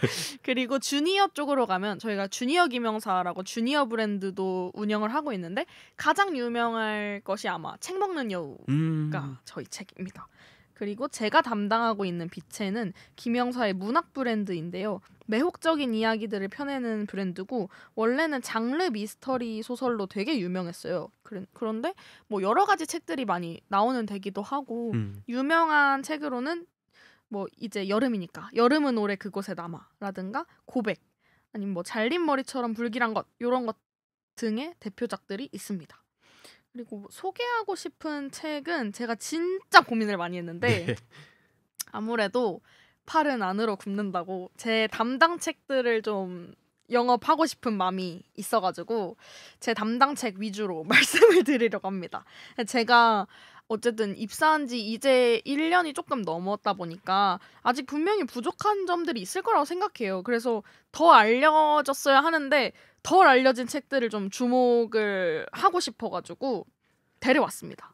네. 뭔가 네. 마음이 계속 가는. 네, 좀 더 잘 됐으면 좋겠다. 약간 아픈 손가락, 내 새끼, 내 새끼. 내 새끼 이런 것들. 김영사 책으로는 우선 그래서 지금 기분은 어때요?라는 책인데요. 불안장애를 겪은 적이 있는 심리치료사의 에세이예요. 자기가 환자들을 담당하면서 뭔가 겪었던 일들이 있을 거 아니에요. 근데 이게 되게 골 때리는 얘기가 많아요. 원래 우리가 생각하는 정신과 의사들은 환자랑 감정적인 교류를 나누면 안 된다라는 걸 우리가 상식적으로 알고 있잖아요. 근데 이 사람은 안 그래요. 이 사람은 환자랑 뭐 썸도 타고 되게 막 어디 클럽 갔다가 만나기도 하고 약도 하고 되게 이 사람 진짜 정신과 의사 맞아? 싶은 얘기들이 계속 나오거든요. 근데 읽다 보면은 이게 되게 재밌어요. 되게 시나리오나 희곡처럼 쓰여진 책이라는 게 되게 웃긴 포인트인데 인사이드 아웃처럼 그 네네. 감정들이 나와서 설명을 해주거든요. 그러니까 뭐 슬픔이 기쁨이 이런 식으로. 근데 그런 것들이 되게 신박한 기획이다 이런 생각이 들어서 되게 재밌게 읽으실 수 있는, 그러니까 심리치료사도 뭔가 불안함을 겪을 수 있는, 결국엔 우리랑 똑같은 사람이구나 라는 걸 느낄 수 있는 책이라서 불안장애를 겪어보신 적이 있는 독자분들이라면 한 번쯤 읽어보시기 좋은 책이라는 생각이 듭니다. 네. 저도 쓱 살펴보다가 재밌다, 뭐 재치 있다 이런 것도 다 좋았는데 이렇게 TV 생겼어요. 드라마로도 제작된 맞아요. 거예요? 아니면 될 제작이에요? 예정입니다. 그러니까 그만큼 내용들이 재밌나 봐요. 맞아요. 되게 꽤, 에피소드가 진짜 골때 신간이죠, 이거는. 나온 지 얼마 안 됐죠. 신간이에요. 네네. 재밌습니다. 그래서 지금 기분은 어때요? 약간 당사자성이 있네요. 맞아요. 불안 장애를 자기가 겪었었고 맞아요. 그런데 또 전문 분야가 불안 전문 심리 치료사니까. 맞아요. 네, 이것도 간 이건 김영사로 맞습니다. 나왔죠. 김영사입니다. 네, 그럼 이제 진짜 네. 팔이 안으로 더 굽는 네, 이제 빛의 빛에. 근데 뭔가 이 팟캐스트를 들으시는 분들이 대중적인 문학보다는 좀 약간 타깃이 뾰족한 책들을 더 즐겨 읽으실 것 같아서 뾰족한 타깃을 저격할 수 있는 책으로다가 2개를 들고 왔는데요. 우선은 우리의 잃어버린 심장이라는 굉장히 표지가 예쁜 책이 네네. 있습니다. 얘는 이제 근미래 뉴욕을 배경으로 하는 소설인데요. 미국 정부가 팩트라는 미국 전통문화 보존법을 시행하면서 벌어지는 일들을 담고 있어요. 근데 이게 아시아인들에 대한 차별이 되게 적나라하게 드러나거든요. 나아가서 아이 재배치라는 진짜 말도 안 되는 제도를 시행해요. 이게 뭐냐면 악이죠, 진짜 악이. 진짜 악이. 네. 이게 뭐냐면 예를 들어서 제가 미국인 남편과 결혼을 했어요. 저는 아시아인이잖아요. 제가 아이를 낳으면 저희 아이는 한국, 미국 혼혈인 거잖아요. 근데 그러면은 그게 반미국적인 행위로 규정하는 거야. 왜냐면 100% 미국인이 아니니까. 그래서 아시아인의 피가 섞여 있잖아요. 그러면 제가 만약에 딸을 낳았다. 그럼 그 딸을 데려가서 부모가 둘 다 백인인 가정에 입양을 시켜요. 강제로. 그냥 데려가서 입양을 시키고 이걸 아이 재배치다 이렇게 불러요. 그리고 그 아이가 미국적인 행동을 하고 미국적인 것을 들으면서 잘할 수 있도록 진짜 세뇌를 시키는 거죠. 국가에서 나서서. 근데 이게 얼마나 말도 안 되는 일이에요. 근데 최근에 미국에서 트럼프가 하는 행태를 보았을 때 저는 이걸 처음에 소개하는 카피를 짤 때나 MD님들한테 소개할 때 디스토피아 소설이다라고 소개를 했는데 현실이 지금 이게 갈수록 현실이 되어가고 있어서 더 마음이 아픈 거예요. 주인공이 버드라는 아이가 나오는데 엄마가 버드가 이제 그 아이 재배치가 되기 전에 떠나버려요. 그냥 먼저. 엄마가 중국계 미국인이거든요. 근데 이 엄마가 시인인데 쓴 시 중에서 우리의 잃어버린 심장이라는 시를 썼어요. 구절 중에 하나가 팩트를 반대하는 시위가 열렸을 때 그 시위자들의 구호로 쓰이기 시작하는 거예요. 근데 이거는 사실 엄마는 원하지 않았어. 내 식구가 그 반대 시위의 구호로 쓰이는 걸 바라지 않았는데 그게 어쩌다가 쓰이게 된 거예요. 그래서 이제 정부랑 경찰에서 이거 당신이 시위 주도했지. 그러니까 위험한 불순한 시죠. 이런 식으로 하다 보니까 그럼 나 이러다가 버드를 뺏기겠다. 차라리 그럴 바엔 내가 떠나버리자. 이렇게 해가지고 떠났는데 얼마나 보고 싶겠어요. 그래서 집에 단서를 하나 남겨놔요. 아이가 만약에 이걸 찾으면 자기를 찾아올 수 있도록.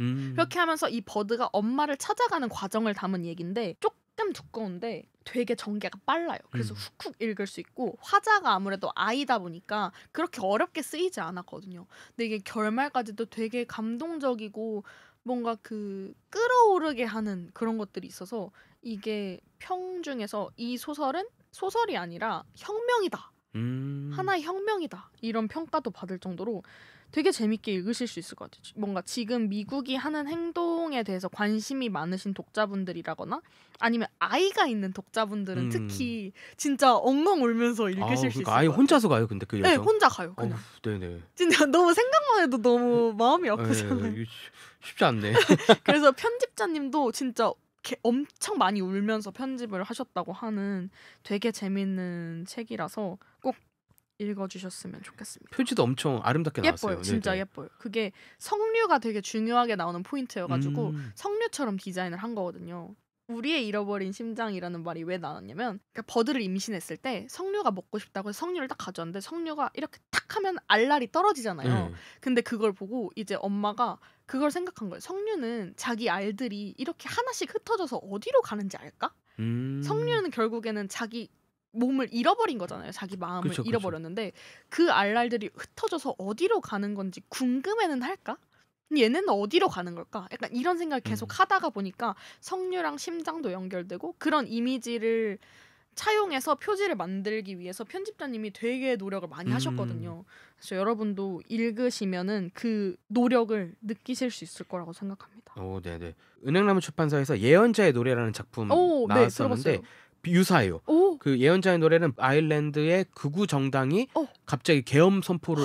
근데 이거 지금 그 윤석열 계엄 전에 나왔거든요. 출간 얼마 안 되고 갑자기 계엄 터져가지고 북토크를 할 수 있을까? 제가 알기로는 기억하기로는 그 주에 아마 행사가 있었을 거예요. 그래서 진짜 약간 이거 우리 행사 할 수 있나? 하다가 겨우 했는데 정말 완전히 그 얘기인데 이거는 조금 그 우리의 잃어버린 심장은 더 마음이 쫄깃거린다면 지금 설정만 들었을 네네, 때 맞아요. 예언자는 다행인 건 엄마가 아이들과 함께 있더라고요. 다행이다. 네, 그렇죠. 네네. 그래서 다행이다. 제가 물어봤잖아. 혼자요라고 혼자, 했으니까 혼자. 더 뭔가 스토리가 무서워질 것 맞아요, 같은 맞아요. 예감이 있다면 여긴 그래도 예언자의 노래는 엄마가 있고 그리고 이것도 디스토피아라고 저희가 홍보했다가 너무 현실. 근데 네, 어떻게 여기까지. 제목도 예언자. 예언자의 노래 죄송합니다. 네, 그 당시에 그래서 진짜 이거 계엄 때문에 망했다 막 이런 11월 말에 그때쯤 나온 거예요? 네네네. 어머. 그래서 홍보를 막 더 하려고 했는데 이미 실제 계엄이 디스토피아가 세상에, 아니라 세상에. 디스토피아죠. 아니 네. 현실이 더하다. 현실이 되어버린 이게 이런 게 참 슬픕니다. 지금 이 시간에도 아직도 비슷한 일들이 터지고 진짜로. 있고 이스라엘과 팔레스타인도 옛날로 돌아간 것 같은데 맞아요. 저는 이럴 때 이런 작품들이 질문을 계속 남기는 것 같아요. 맞아요. 예언자의 노래도 사실은 아주 핵심 내용이에요. 이 제목 자체가 내용인데 예언자의 노래는 기본적으로 이게 확실히 남겨지지 않는 음성들이에요. 근데 멸망하는 나라들의 그런 공통점? 소위 말하는 신과 가까웠던 아. 자들이 남긴 흥얼거림들이 남겨졌는데 그게 처음에는 흥얼거림이었다가 나중에는 현실. 그 나라가 망하길 기원하는 노래로 바뀌거든요. 오. 그거를 내포시키는 제목이기 때문에 우와. 네네 한번 이런 거 재밌겠다. 읽어보시면 네 잃어버린 심장도 좋고 어, 여연자의 좋아요. 노래 여연자의 같이. 노래는 근데 좀 더 현실에 되게 가까워요. 그러니까 마치 근데 그렇게 가까이 터질 줄은 몰랐는데 그러니까 1년 한 너무 2, 3년 뒤에 터질 수 있을 정도의 느낌이었는데 너무 가까워져. 그냥 터져버려서 아. 네네 쉽지 그렇습니다. 않네요. 마지막으로 야수를 믿다라는 책을 가져왔는데요. 표지를 보시면 아시겠지만 표지가 굉장히 강렬합니다. 털이죠. 네, 털입니다. 곰털. 네. 그래서 이게 어려울 수도 있는데 표지가 진짜 강렬해요. 근데 이게 편집자님이 진짜 엄청 애정을 많이 쏟으신 책이거든요. 얘는 에세이예요. 근데 레오나르도 디카프리오 나온 레버넌트라는 영화 아시죠? 네, 곰이랑 끔찍한- 싸우는 영화. 네네네. 근데 이게 거의 약간 실사판이라고 생각하시면 돼요. 프랑스의 여성 인류학자인 나스타샤 마르탱이라는 인류학자가 산에 갔다가 곰을 만나요. 곰이랑 결론적으로 말하면 싸워서 이겨서 내려와요. 진짜 싸우는 거예요? 진짜 그 습격을 받고 근데도 살아서 내려와요. 근데 이게 심오한 얘기들이 담겨 있는 게 내려왔잖아요. 치료를 받아야 되잖아요. 근데 저때 그 구소련 쪽 병원으로 가서 급하게 치료를 받아요. 근데 이 사람이 프랑스 사람이잖아요. 근데 본국에 와서 다시 의사한테 갔더니 너 이거 소련 애들한테 치료받은 거야?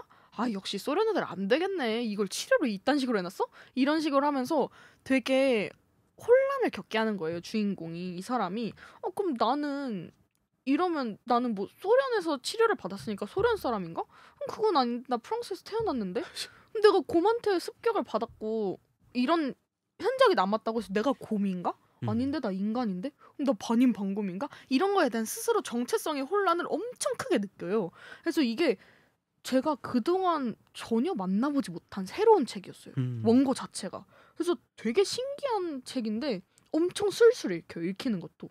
생각보다 엄청 두껍지 않아가지고 뭔가 우리 독서 고인물들은 이제 웬만한 거에 만족 못하잖아요. 웬만한 그런 도파민에. 근데 이거 진짜 도파민 채울 수 있는 진짜 신기한 책이에요. 네 그리고 지금까지 설명을 들으면 소설 같은데 근데 이게 아니다. 싫어요. 에세이예요 이거. 에세이예요. 그래서 저도 의심했어요. 누르고 에세이? 내가 하는 에세이인가? 아닌가? 이렇게. 진짜 싫어. 100% 싫어. 그래서 이게 소설이 아니라 에세이라서 더 매력이 있는 거라고 생각해가지고 약간 이제 좀 질리는데 좀 진짜 신기한 책 읽고 싶은데 하시는 분들이 읽어보시기 딱 좋은 책인 것 같아요. 네. 저는 소설이 떠올랐어요. 그쵸. 나의 곰이라는 이거 소설이요. 이거는 소설인데 이거는 좀 더 금기시된 동물과의 사랑을 다루어진 작품인데 여기서도 놀란 게 사람들이 다 뭐 제목이 비유적이겠지. 진짜 곰이 근데 나와요. 진짜 마이. 네. 여기서 야수를 믿다. 야수가 뭐 비유겠지. 내 안에 있는 야수가 아니라 여기서 진짜 곰이잖아요. 진짜 야수. 나의 곰도 진짜 곰이에요. 진짜 네. 그럴 때 이제 우리가 받는 충격이 있죠. 맞아요. 여러분 곰을 근데 뭐 이 책을 읽거나 또는 감상을 듣고 그래 곰은 역시 한번 마주할 만해 하시면 안 돼요. 진짜 위험한 동물이거든요. 안 됩니다. 저도 이분이 살아남아 온 그거 자체가 되게 신기한 내용이라 꼭 읽어보셨으면 좋겠어요. 네네. 진짜 저도 지금 영업됐습니다. 네. 야수를 믿다. 야수를 믿다. 네. 잊지 마시고. 실화입니다. 네, 실화. 네. 그 다음 코너는 여름 추천 도서로 해서 각자 조금씩 추천을 해볼 텐데 좋습니다. 네, 그래서 저도 한번 소개를 해보고 멈캐터님도 여름에 읽으면 좋은 작품들을 한번 좀 이렇게 홍보를 해보면 좋을 것 같습니다. 좋아요. 그래서 좀 이제 목소리 쉬시라고 저부터 소개를 해보면 저는 최근에 계속해서 홈모노가 지금 베스트셀러에 막 올라가고 있죠. 계속 지금 탑 거의 1등이잖아요. 1, 2등을 왔다 갔다 하는데 홈모노는 읽으셨다고 믿고 저는 두고 온 여름. 네, 23년 작품입니다. 근데 이거 좋아요. 왜냐하면 홈모노는 약간 성애나 작가님의 매운맛은 아니고 약간 신맛이 좀 있어요. 톡톡 튀는 맛. 그래서 그런 과자 있잖아요. 입에 머금고 있으면 톡톡톡 튀기는 그런 게 홈모노라면 그래서 저도 너무 좋아하는 작품인데 단편집이죠. 두고 온 여름은 장편이고 이건 좀 침착해요. 맞아. 그 장편의 매력이 있어요. 그리고 읽었는데 중국식 냉면이 나오거든요. 저 중국식 냉면만 이 소설 읽고 한 5번 먹었어요. 그래서 뭔가 영업 여름에 당하셨네. 영업 당했어. 근데 별게 아니에요. 오. 그 중국식 냉면을 안 먹으면 큰일 난다 이런 소설의 내용도 아닌데 그게 그냥 장치처럼 나오는데 거기에 저도 모르게 몰입돼서 근데 생각해 보면 무의식에 들어간 게 자기 직전에 읽었거든요. 네. 자꾸 그러고 잠들었잖아요. 그러니까 무의식으로 바로 간 거죠. 그래서 무의식 속에 갇혔다. 네. 근데 저한테는 전 여름을 몹시 좋아하지 않지만 여름을 생각하면 저는 그래요. 약간 아팠던 그게 이제 육체적으로도 그렇고 심리적으로도 아프고 다사다난했던 일들이 지나친 기억을 딱 떠올릴 때 여름이 전 떠오르거든요. 네, 그래서 이 두꺼운 여름도 그런 맥락에서 관계의 재발견 그러다가 다시 그 관계에서 찢어짐을 마주하는 좋다. 그런 작품들이라 한번 읽어보시면 너무 좋을 것 같아서 두꺼운 여름을 우선 가져왔고요. 두 번째로 가져온 작품은 김혜순 작가님의 시인이죠. 네. 죽음 트릴로지. 트릴로지. 최근에 문학가지성사에서 시집 3편을 엮었어요. 그쵸. 사철제본으로 하고 양장으로 해서 너무 아름답게. 진짜 예쁘더라고요. 이 책은 제발 전자책 보지 마시고요. 실물로. 제가 전자책도 담당하고 있지만 이 책은 아닙니다. 이 책은 실물로 보셔야 되고 그리고 지금은 늦으셨겠지만 1쇄에는 3,000부 찍었거든요. 거기 넘버링이 다 돼 있어요. 와. 지금은 모르겠어요. 근데 이거는 실물로서 봐야 되고 대단하다. 또 하나는 이 김혜순 시인님의 시론을 아시면 죽음과 고통이 거의 안 나오는 시가 없다시피 하거든요. 맞아요. 거기에 장래, 애도 이게 진짜 이 세 권의 시집을 한꺼번에 읽을 때 저를 향해서 뭐라 해야 될까 쏟아지는 죽음에 대한 잔상들이 깊어요. 그래서 밤에 스탠드 불 하나 켜놓고 조금씩 읽었었거든요. 그래서 이 작품은 제가 보기엔 정말 역작이고 올해의 책 디자이너로도 뽑히지 않을까. 너무 아름답게. 맞아, 너무 예뻐요. 너무 책 자체가 우선 너무 아름답습니다. 이런 책이 흔치 않아요. 이렇게 투자하고 아름답고 내용도 기가 막히게 압도하는데 김혜순 시인님의 죽음 트릴로지를 추천해 봅니다. 네, 전 여름 생각하면서 죽음이 떠올라서 이상하게 이 책을 추천해 봤고요. 마지막으로 추천할 책은 미스터 포터라는 해외문학 책이고요. 저메이카 킹케이드라는 작가님의 작품입니다. 은행나무 에세 시리즈에서 나왔는데 이 책은 저메이카 킹케이드의 팬들이 꽤 있어요. 뭐 루시도 그렇고 다른 작품들도 많은 인기를 얻고 있지만 미스터 포터는 꽤 최근작이고 제가 볼 땐 저메이카 킹케이드 작품 중에서 가장 아름다운 문장으로 이루어져 있다. 태양과 너무 잘 가까운 날씨, 가까운 소설입니다. 좋다. 이거는 사실상 저메이카 킹케이드의 친부에 대한 소설이에요. 근데 에세이는 아니고 소설인 이유는 아버지를 2번 정도밖에 안 만났고 아버지에 대한 실제 데이터는 나중에 알았어요. 그리고 그 나머지 모든 빈틈을 소설로 채운 거예요. 채운 거구나. 그러면 그냥 허구냐? 아니에요. 또 뭐냐면 이 소위 말하는 미스터 포터 그리고 이 저메이카 킹케이드 작가님의 이름을 조금 아시면 아실 수도 있는데 저메이카 킹케이드가 본명이 아니에요. 필명이거든요. 이게 뭐냐면 서인도 완전히 미국이 만들어낸 제도들이에요. 그래서 그 제도들 가운데서 포함된 게 저메이카도 있고 뭐 여러 지역들이 있는데 그 지역이 역사적으로 왜 우리는 근본 없이 어떻게 보면 우리의 에센셜을 잃어버린 채 인간상이 만들어졌는지를 추적해요. 그러니까 자기를 버린 아빠에 대한 얘기를 하면서 아빠를 원망하거나 그렇다고 옹호하는 건 아닌데 그가 지나쳤던 여름과 그 뜨거운 날씨를 통과하면서 그 자기 나라와 어떻게 보면 서인도 제도에 있었던 여러 사람들의 상실한 삶을 그냥 포착해요. 그래서 문장들이 되게 어떻게 보면 아름다운데 어떻게 보면은 좀 정이 없어요. 무정해요. 그래서 뭐 이런 식이 나와요. 그 미스터 포터 자기 아빠가 태어났을 때 이런 말을 해요.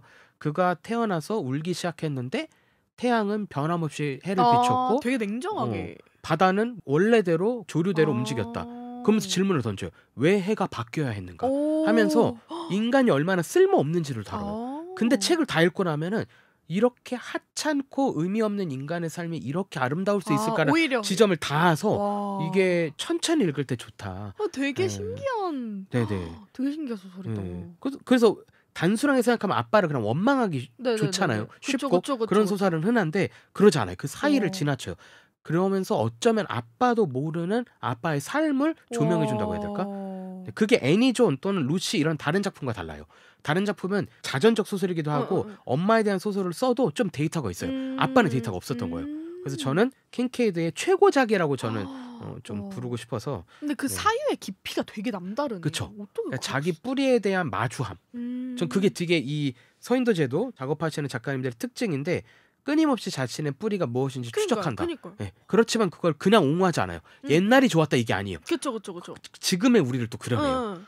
되게 게으르지 않잖아요. 예, 묘사 맞아요. 자체가. 그리고 그게 씨름을 하죠. 그러면서 그런 서술도 나와요. 자기 할머니 때 뭐 그 위 때는 더 그렇고 자기 아빠 때만 해도 엄마만 해도 기록할 수가 없어요. 글을 몰라요. 근데 자기는 글을 쓴다. 그런데 자기네 나라를 뜯어버린 어떻게 보면 영미의 언어로 쓰는 거잖아요. 그쵸. 그때 오는 그 이중 괴리. 맞아. 예, 그걸 또 여기서 다 포착해서 맞아. 아름다운 작품이어서 또 표지도 오렌지 톤이에요. 그래서 뭔가 잘 어울려서 카브리에 출신 작가님들을 좋아하시면 더 추천할 수 있어서 가져와 봤습니다. 전 이렇게 3권 가져와 여름에 읽으면 좋은 책으로 가져와 봤고요. 네, 멍케터님 이제 가보시죠. 네, 저는 여름에는 역시 뭔가 묘하게 그 스산하고 소름 돋는 책이 좋다고 생각해서 요즘에 다시 붐업되고 있는 저희 책 중에서 미나토 가나에 선생님의 고백이라는 너무 유명한 소설. 그렇죠. 영화도 됐고, 그렇죠. 저도 중학교 1학년 때 읽었어요. 중학교 1학년 때 이런 책들 진짜 많네요. 그때 읽었던 책들을 지금도 읽고 있습니다. 그래서 그때는 몰랐죠, 빛의 책인지. 근데 와서 보니까 이게 빛의 책이었어? 그러니까요. 하는 책 중에 하나죠. 이게 커서 읽으니까 제 느낌이 달라요. 그때는 그냥 와 재밌다 소름 돋는다 이러면서 읽었는데 지금은 그 인물 하나하나의 그 묘사가 심리 묘사가 진짜 다르다. 커서 보니까 그게 다르더라고요. 그래서 편집자님이 이거를 설명해 주실 때 미나토 가나에는 그 사람 심리의 그 불편한 1mm를 잡아내는 작가라는 말씀을 하셨는데 그게 너무 맞는 말인 것 같아요.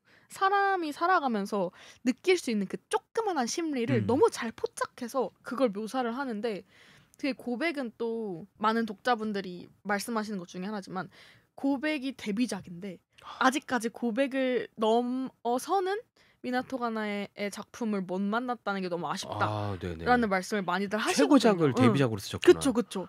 그래서 그게 조금 독자분들이 아쉬워할 수 있을 만한 포인트라고 생각하는데 저는 고백이 그 정도의 가치가 있는 역작이라고 생각하기 때문에 요거는 진짜 꼭 읽어보셨으면 좋겠어요. 뭔가 책장을 넘길 때마다 진짜 소름이 쫙쫙 돋는 그런 느낌이 여름에 딱 읽기 좋아요. 네, 뭔가 책도 책인데 진짜 영화된 것도 너무 잘 됐고 맞아요. 이게 함축되는 그 스토리 자체가 너무 강렬해요. 맞아요. 그러니까 어떻게 보면 복수국인데 맞아요. 누구를 향하냐면 어떻게 보면 미성년자들을 향한 건데 그쵸. 근데 왜 자기 딸을 죽였거든. 그쵸. 그러면 갑자기 납득이 되면서도 안 되면서도 그러면서 딱 이야기가 시작될 때 그 소름이 있어서 맞아요. 저는 이런 일본 문학의 특징일 수 있는데 인간이 얼마나 역겨운지가 기본 토대에 있어서 맞아요. 거기서 시작을 하잖아요. 맞아요. 그러니까 뭔가 예의 있는 척을 하는데 사실은 다 알고 있어 우리가 얼마나 역겨운지. 그래서 얘기를 시작해보지 할 때 그때 그 엄중함이 있죠. 맞아요. 네네. 그래서 그 미나토 가나에 선생님의 별명이 이야미스의 여왕이라는 별명이 있는데 이야가 이제 일본어로 싫다 약간 이런 느낌이고 미스는 미스터리를 줄인 말이거든요. 그래서 뭔가 그 불쾌한 미스터리의 여왕이다라는 별명이 있는데 그 별명에 가장 걸맞는 책이 아닐까. 네네. 고백 진짜 대단한 책입니다. 네, 고백. 그리고 다음으로는 김여령 작가님의 트렁크라는 작가님 이름이 또 나왔네요. 네, 또 나왔죠. 제가 좋아하는 책이 이렇게 2개예요. 너를 봤어랑 트렁크인데 트렁크보다 너를 봤어 쪽이 조금 더 그런 의미적에는 조금 더 영향이 큰 소설이라서 인생책에 넣었고 트렁크는 약간 적상가옥처럼 유희에 걸맞은 책. 그래서 이게 그 후반부에 계속 슬금슬금 올라오는 그 오싹함이 있어요. 그리고 좀 이제 좀 긴장을 놔도 되겠다 하다가 갑자기 확 치고 나오는 공포가 있거든요. 그래서 최근에 공유랑 서현진 배우 나오는 드라마였나 영화로 제작됐었어가지고 그거 보신 분들은 한번 원작 좀 읽어주셨으면 좋겠습니다. 재밌어요 진짜. 네. 진짜 트렁크도 설정 자체도 특이하죠. 맞아요. 진짜 특이해요. 쉽게 뭐 한 줄 요약하면 임대 배우자 얘기예요. 그렇죠. 네, 그러니까 배우자도 그러니까 아내든 남편도 임대가 되는. 그렇지만 이거는 이제 스포도 아닌 정도의 내용이고 맞아요. 여기서 이제 풀어헤치는 인간에 대한 묘사랑 속으면 안 되는 게 어떤 장면들이 되게 정상적으로 보이거든요. 맞아. 남녀가 앉아서 뭐 아내 남편이라고 부르고 밥을 먹어. 이게 진짜 정상이 하나도 아니고 맞아요. 다 계획되고 그 안에 뭔가 숨겨진 음모들이 있는 거죠. 그래서 그걸 풀어헤치는 장면들이 너무 재밌었던 것 같아서 네, 트렁크 추천해 주셨고 그 다음에 뭐가 있을까요? 그 다음에는 강하길 작가님의 화이트호스 네. 단편집 너무 좋아해요. 근데 강하길 작가님이 그 제 생각에는 아까도 말씀하셨는데 굳이라는 표현을 쓰셨잖아요. 근데 그 굳이 싶은 거를 너무 잘 잡아내요. 맞아요. 그 이 중에서 제일 좋아하는 게 음복이라는 단편 너무 좋아하는데 진짜 너무 재밌어요. 음복은 진짜 신이에요, 신. 네. 진짜. 네. 진짜 신이에요. 교과서 같아. 응. 그러니까 아무도 누구나 생각하지만 굳이 짚지 않았던 얘기를 콕 집어서 이게 이래도 괜찮아? 이게 이래도 진짜 좋은 것 같아? 를 표현해주는 게 너무 좋은 거예요, 이게. 그래서 여름에 읽기 진짜 좋은 책. 스산한 책. 뭔가 계속 고찰하게 되면서 그게 끝이 아니라 자꾸 팔뚝을 약간 문지르게 되는 그런 책이라서 너무 좋은 책이라고 생각합니다. 진짜 네. 재밌어요. 음복만 간단히 얘기하면 가족 제사 드리는 내용이에요. 맞아요. 그러다가 뭔가 불편한 지점이 발생을 하는데 재미난 게 근데 이 음복 단편이 왜 뛰어나냐면 이거를 한남한테 들려주잖아요. 그럼 읽고 무슨 얘기인지 몰라요. 진짜요? 근데 그 등장인물들도 뭔 말인지 몰라요. 그러니까 그 와. 등장인물 중에서 우리가 그렇게 맞아. 등장인물들도 몰라. 짜증이 나오는 그 남자 캐릭터가 있거든요. 남편이자 뭐 아들이자 이 캐릭터가 있어요. 그 아들이자 남편 캐릭터는 영원히 이 비밀을 제대로 몰라요. 맞아요. 여자들만 공유하거든요. 맞아. 근데 이걸 그러니까 기본적인 보수적인 한국 남자한테 들려줘도 뭔 말인지 캐치 못할 수 있어요. 그래서 이게 작품에서 안 끝나고 독서 후기에도 그러니까 독서 경험에도 이게 영향을 끼치니까 맞아요. 누구는 계속 이게 무슨 얘기야? 와. 라는 지점이 저는 진짜 이 소설이 하나의 사회 실험을 한 것 같아요. 맞아. 누구한테 들려줘 보라는 거야. 맞아. 그러니까 이런 거 있잖아요. 이 책 줬는데 그 사람이 싫어하면 그 사람 만나지 마라는 것처럼 음복도 줘봐. 근데 그 사람이 예를 들어서 이해를 못하거나 그럼 걔는 이제 등장인물 같은 거고 근데 야 이거 뭐야 무례해 하면 여러분 그런 사람 만나시면 음복을 찍으실 수 있습니다. 그렇죠. 그러시면 안 되죠. 마세요. 네. 그거 진짜. 네, 그게 강하길 작가님만의 맞아. 물론 어떤 단편들은 대놓고 악 또는 그 공포가 드러나는데 어떤 단편을 읽으면 맞아. 모르는 사람 영영 모를 수도 있어요. 맞아. 전 그게 뛰어난 것 같아요. 맞아. 그걸 설계했다는 게. 와 진짜 대단하다. 화이트호스 진짜. 근데 이게 진짜 그게 무서운 포인트인 게 나도 그 세계관 중 하나가 아닐까라는 생각을 하면은 그게 진짜 무서운 거예요. 예. 혹시 나도 뭐 이러면 저는 보통 빌런이겠네요. 남성 화자가 강하길 작가님 작품 중에는 초기엔 좀 있었고 최근에는 저 거의 못 봐가지고 거의 없죠. 예, 나오면 이제 악당이죠. 예. 악당 빌런 살인자 살해 당하는 자. 네, 하여튼 그런데 화이트호스 너무 뛰어난 단편집. 약간 여름에는 더워서 물론 장편도 좋은데 단편집을 맛보시는 것도 아주 좋은 선택. 넘기고 덮기 좋아요. 네, 화이트호스. 네. 좋습니다. 네. 이렇게 한번 저희가 여름 또는 휴가철 추천도서도 언급을 해봤는데 사실 너무 돌아다니시면 더우니까 맞아요. 이 중에서 이걸 다 들고 다니지 마시고요. 맞아요. 이 중에서 그냥 한번 인터넷 온라인 서점이든 동네 책방이든 도서관에서 한번 훑어보시고 특별히 멈캐터님이 소개하신 책들은 진짜 구간이거든요. 네, 진짜 고전 같은 구간. 진짜. 그래서 아마 도서관에 꽤 있을 거예요. 맞아요, 이거는 맞아요. 수량이. 진짜. 그래서 한번 보시고 빌려보시면서 이 경험들을 해보시면 좋을 것 같습니다. 네, 저희 이제 첫 번째 화를 이제 슬슬 마무리를 해갈 텐데 그럼 이제 멈캐터님에게 마케터로서 갑자기 하고 싶은 꿈 같은 게 있어요? 아니면 이런 일을 한번 해보고 싶었다 이런 게 있으면 얘기해 주면 좋을 것 같습니다. 저는 보통 되게 대의를 품고 살아요. 인생을 살 때. 네, 생각보다 꿈이 커요. 꿈이 커요. 저는 꿈이 되게 커가지고 물론 제가 모든 걸 바꿀 수 있다고 생각하지 않지만 제가 한 걸음 정도는 내디딜 수 있다고 생각하거든요. 그래서 처음에 이 업계를 생각했을 때, 그러니까 20살 때는 소소하게 이게 소소한 꿈이었어요. 그러니까 저로 인해서 한두 명이라도 독서에 입문하면 너무 좋겠다. 그러니까 내가 한두 명이라도 독서 인구를 늘릴 수 있다면 그걸로 나는 내 일을 다 했다라고 생각하는데 지금은 좀 더 많은 사람들한테 이 책들이 각자의 의미대로 가닿았으면 좋겠다라는 생각을 많이 해요. 뭔가 이게 어떻게 생각하면 마케터로서 직무유기야라고 할 수도 있지만 당연히 파는 것도 중요하죠. 많이 팔리는 것도 중요한데 그것만큼 중요한 게 이 책들이 각자의 의미대로 독자들한테 전달이 되느냐 그리고 그 전달을 내가 할 수 있느냐 그거에 대해서 좀 많이 고민을 하는 것 같아요. 그래서 최근에 이제 좀 많이 대화를 나누는 특친 분이 항상 저희 책 중에서 제일 많이 소개해 주시는 책이 하나 있어요. 근데 그게 많이 안 나갔거든요. 근데 그분은 끊임없이 그걸 인생책으로 언급을 해주시는 거예요. 그러니까 약간 제 생각엔 너를 봤어도 약간 비슷한 의미일 거라고 생각해요. 이게 크게 막 엄청나게 빵 터트린 책이 아니어도 저 같은 사람한테 너무 큰 의미로 와닿은 책인 거잖아요. 그러니까 저는 그런 책들이 계속 제 손에서 만들어졌으면 좋겠어요.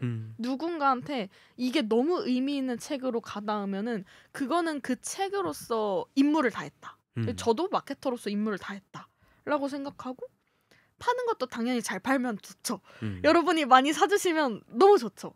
하지만 궁극적으로는 그렇게 의미 있는 책들을 좀 독자분들한테 전달하고 싶다라는 그런 꿈이 있는 것 같아요. 오, 뭔가 진심이 느껴져서. 네. 그러니까 물론 팔려야 그쵸. 저희 직종이 보존이 그쵸. 되긴 해요. 그쵸. 네네. 저희도 입에 네. 풀칠을 이거 하고 풀칠이에요, 여러분. 진짜 풀칠. 풀칠인데 근데 진짜 궁극적으로는 이 얘기가 닿아야 될 사람에게 닿는 거. 맞아요. 또는 자기 얘기 같은데 맞아요. 닿을 것. 맞아요. 그게 진짜 중요해요. 왜냐하면 맞아요.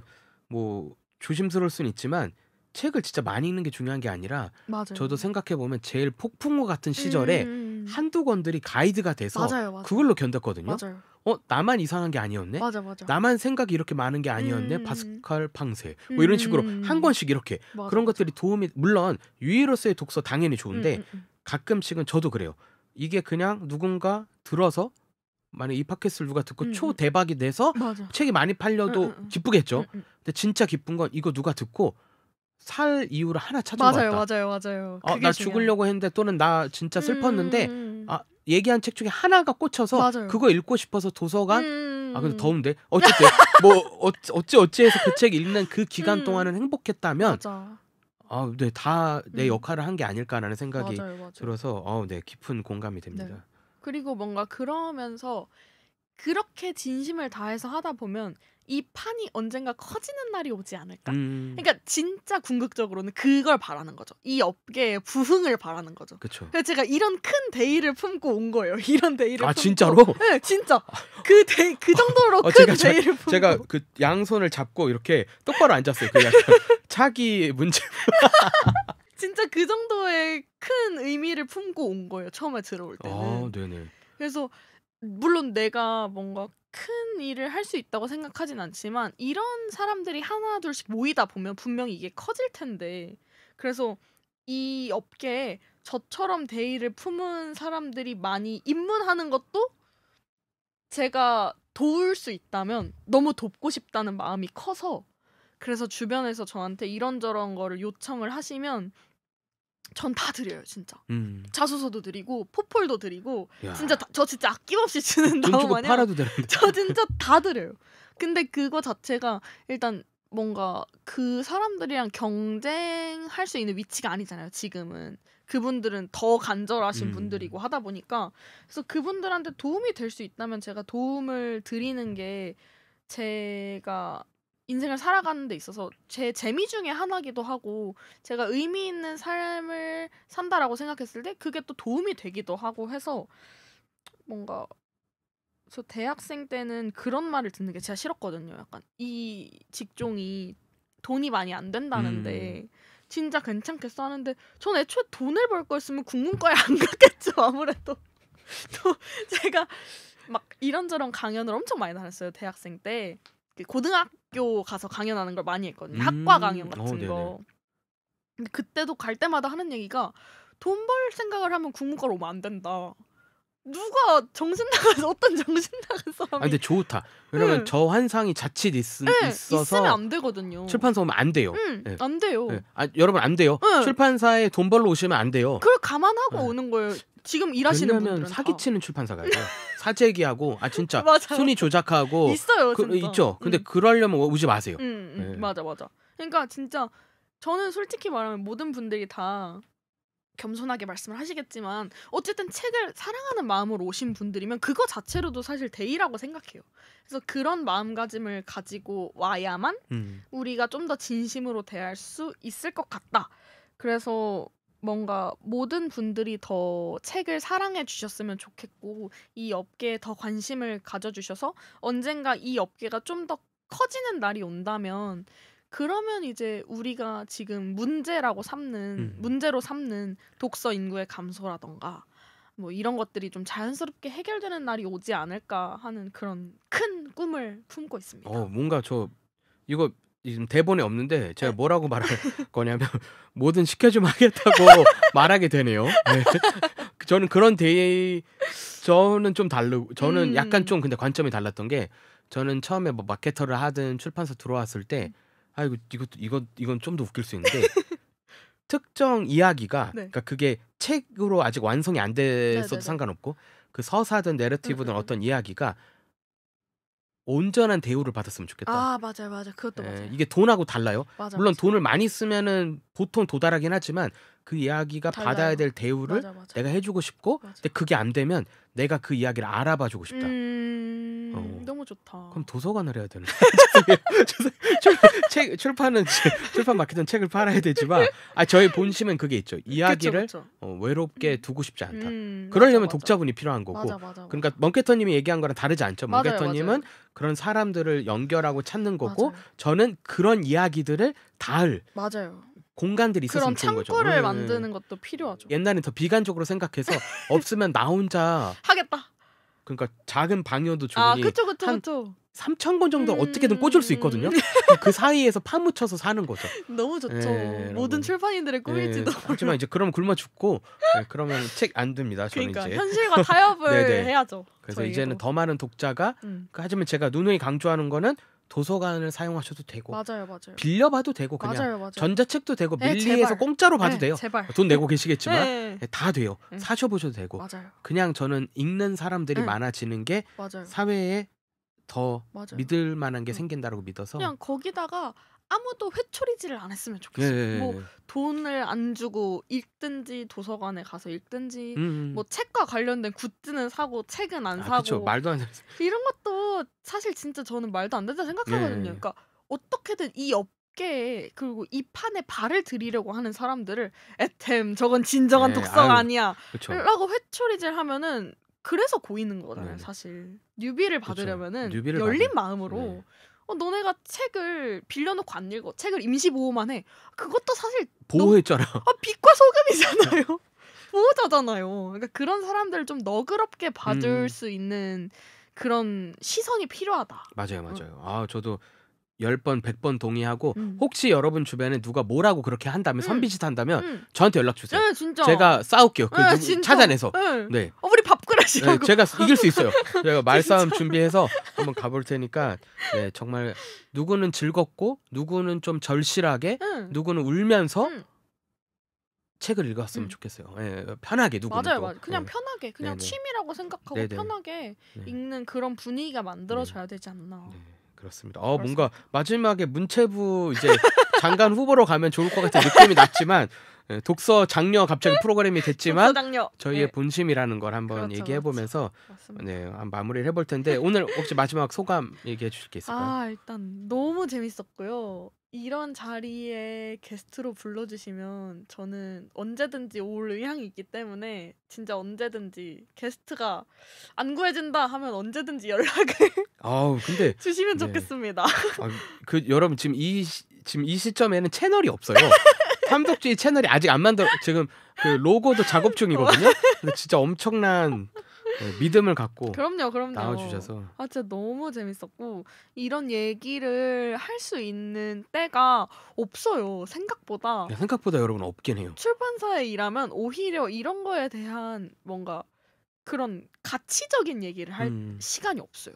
그러니까 생산적인 얘기만 하게 되고 이런 거에 대해서 깊게 파고들어서 이론적인 얘기를 할 시간이 생각보다 없어요. 그렇죠. 그래서 이런 시간이 너무 소중하기 때문에 그리고 업계 동료랑 이런 얘기를 하는 것도 너무 소중한 시간이라서 불러주셔서 너무 감사합니다. 진짜 재밌었습니다. 네. 영광입니다. 다음에 또 제가 이제 그런 생각까지 하네요. 막 하다 보니까 지금 우리는 이제 큰 얘기들을 많이 했잖아요. 막 인터뷰 비슷한 형식도 있었고 그쵸. 인생책도 얘기를 했는데 제가 이제 조만간 꾸릴 게 북클럽 같은 느낌을 할 거예요. 너무 뭐냐면 좋아요. 책 한 권을 고르고 한 2명 섭외해. 진짜 그 좋아요. 책 얘기만 해. 진짜 너무 자기 좋아요. 소개도 하겠지만 짧게. 예. 그래서 진짜 그런 너무 것도 좋아요. 생각보다 제가 좋아하는 작가님 그리고 저희가 앞서서 언급한 책들에 응. 자료가 없어요. 생각보다. 맞아요. 그래서 여러분의 후기도 당연히 있겠지만 아직 부족하다. 그래서 이 팟캐스트는 아직 이제 채널 안 만들었지만 유튜브에 올라갈 거고 그리고 이제 팟빵, 오디오 클립, 스포티파이 그리고 애플 팟캐스트 등에 다 음. 최대한 올려서 홍보를 할 예정이니 좋습니다. 인스타그램도 만들 거거든요. 좋아요. 네, 그래서 많은 구독, 좋아요 해주시고 네. 혹시 원하시는 출판사랑 책이랑 어떤 사람이 좋다. 있으면 알려주시면 좋다, 제가 한번 좋다. 네, 마당발처럼 뛰어다녀 보겠습니다. 저도 많이 낑겨가지고 아우, 네네.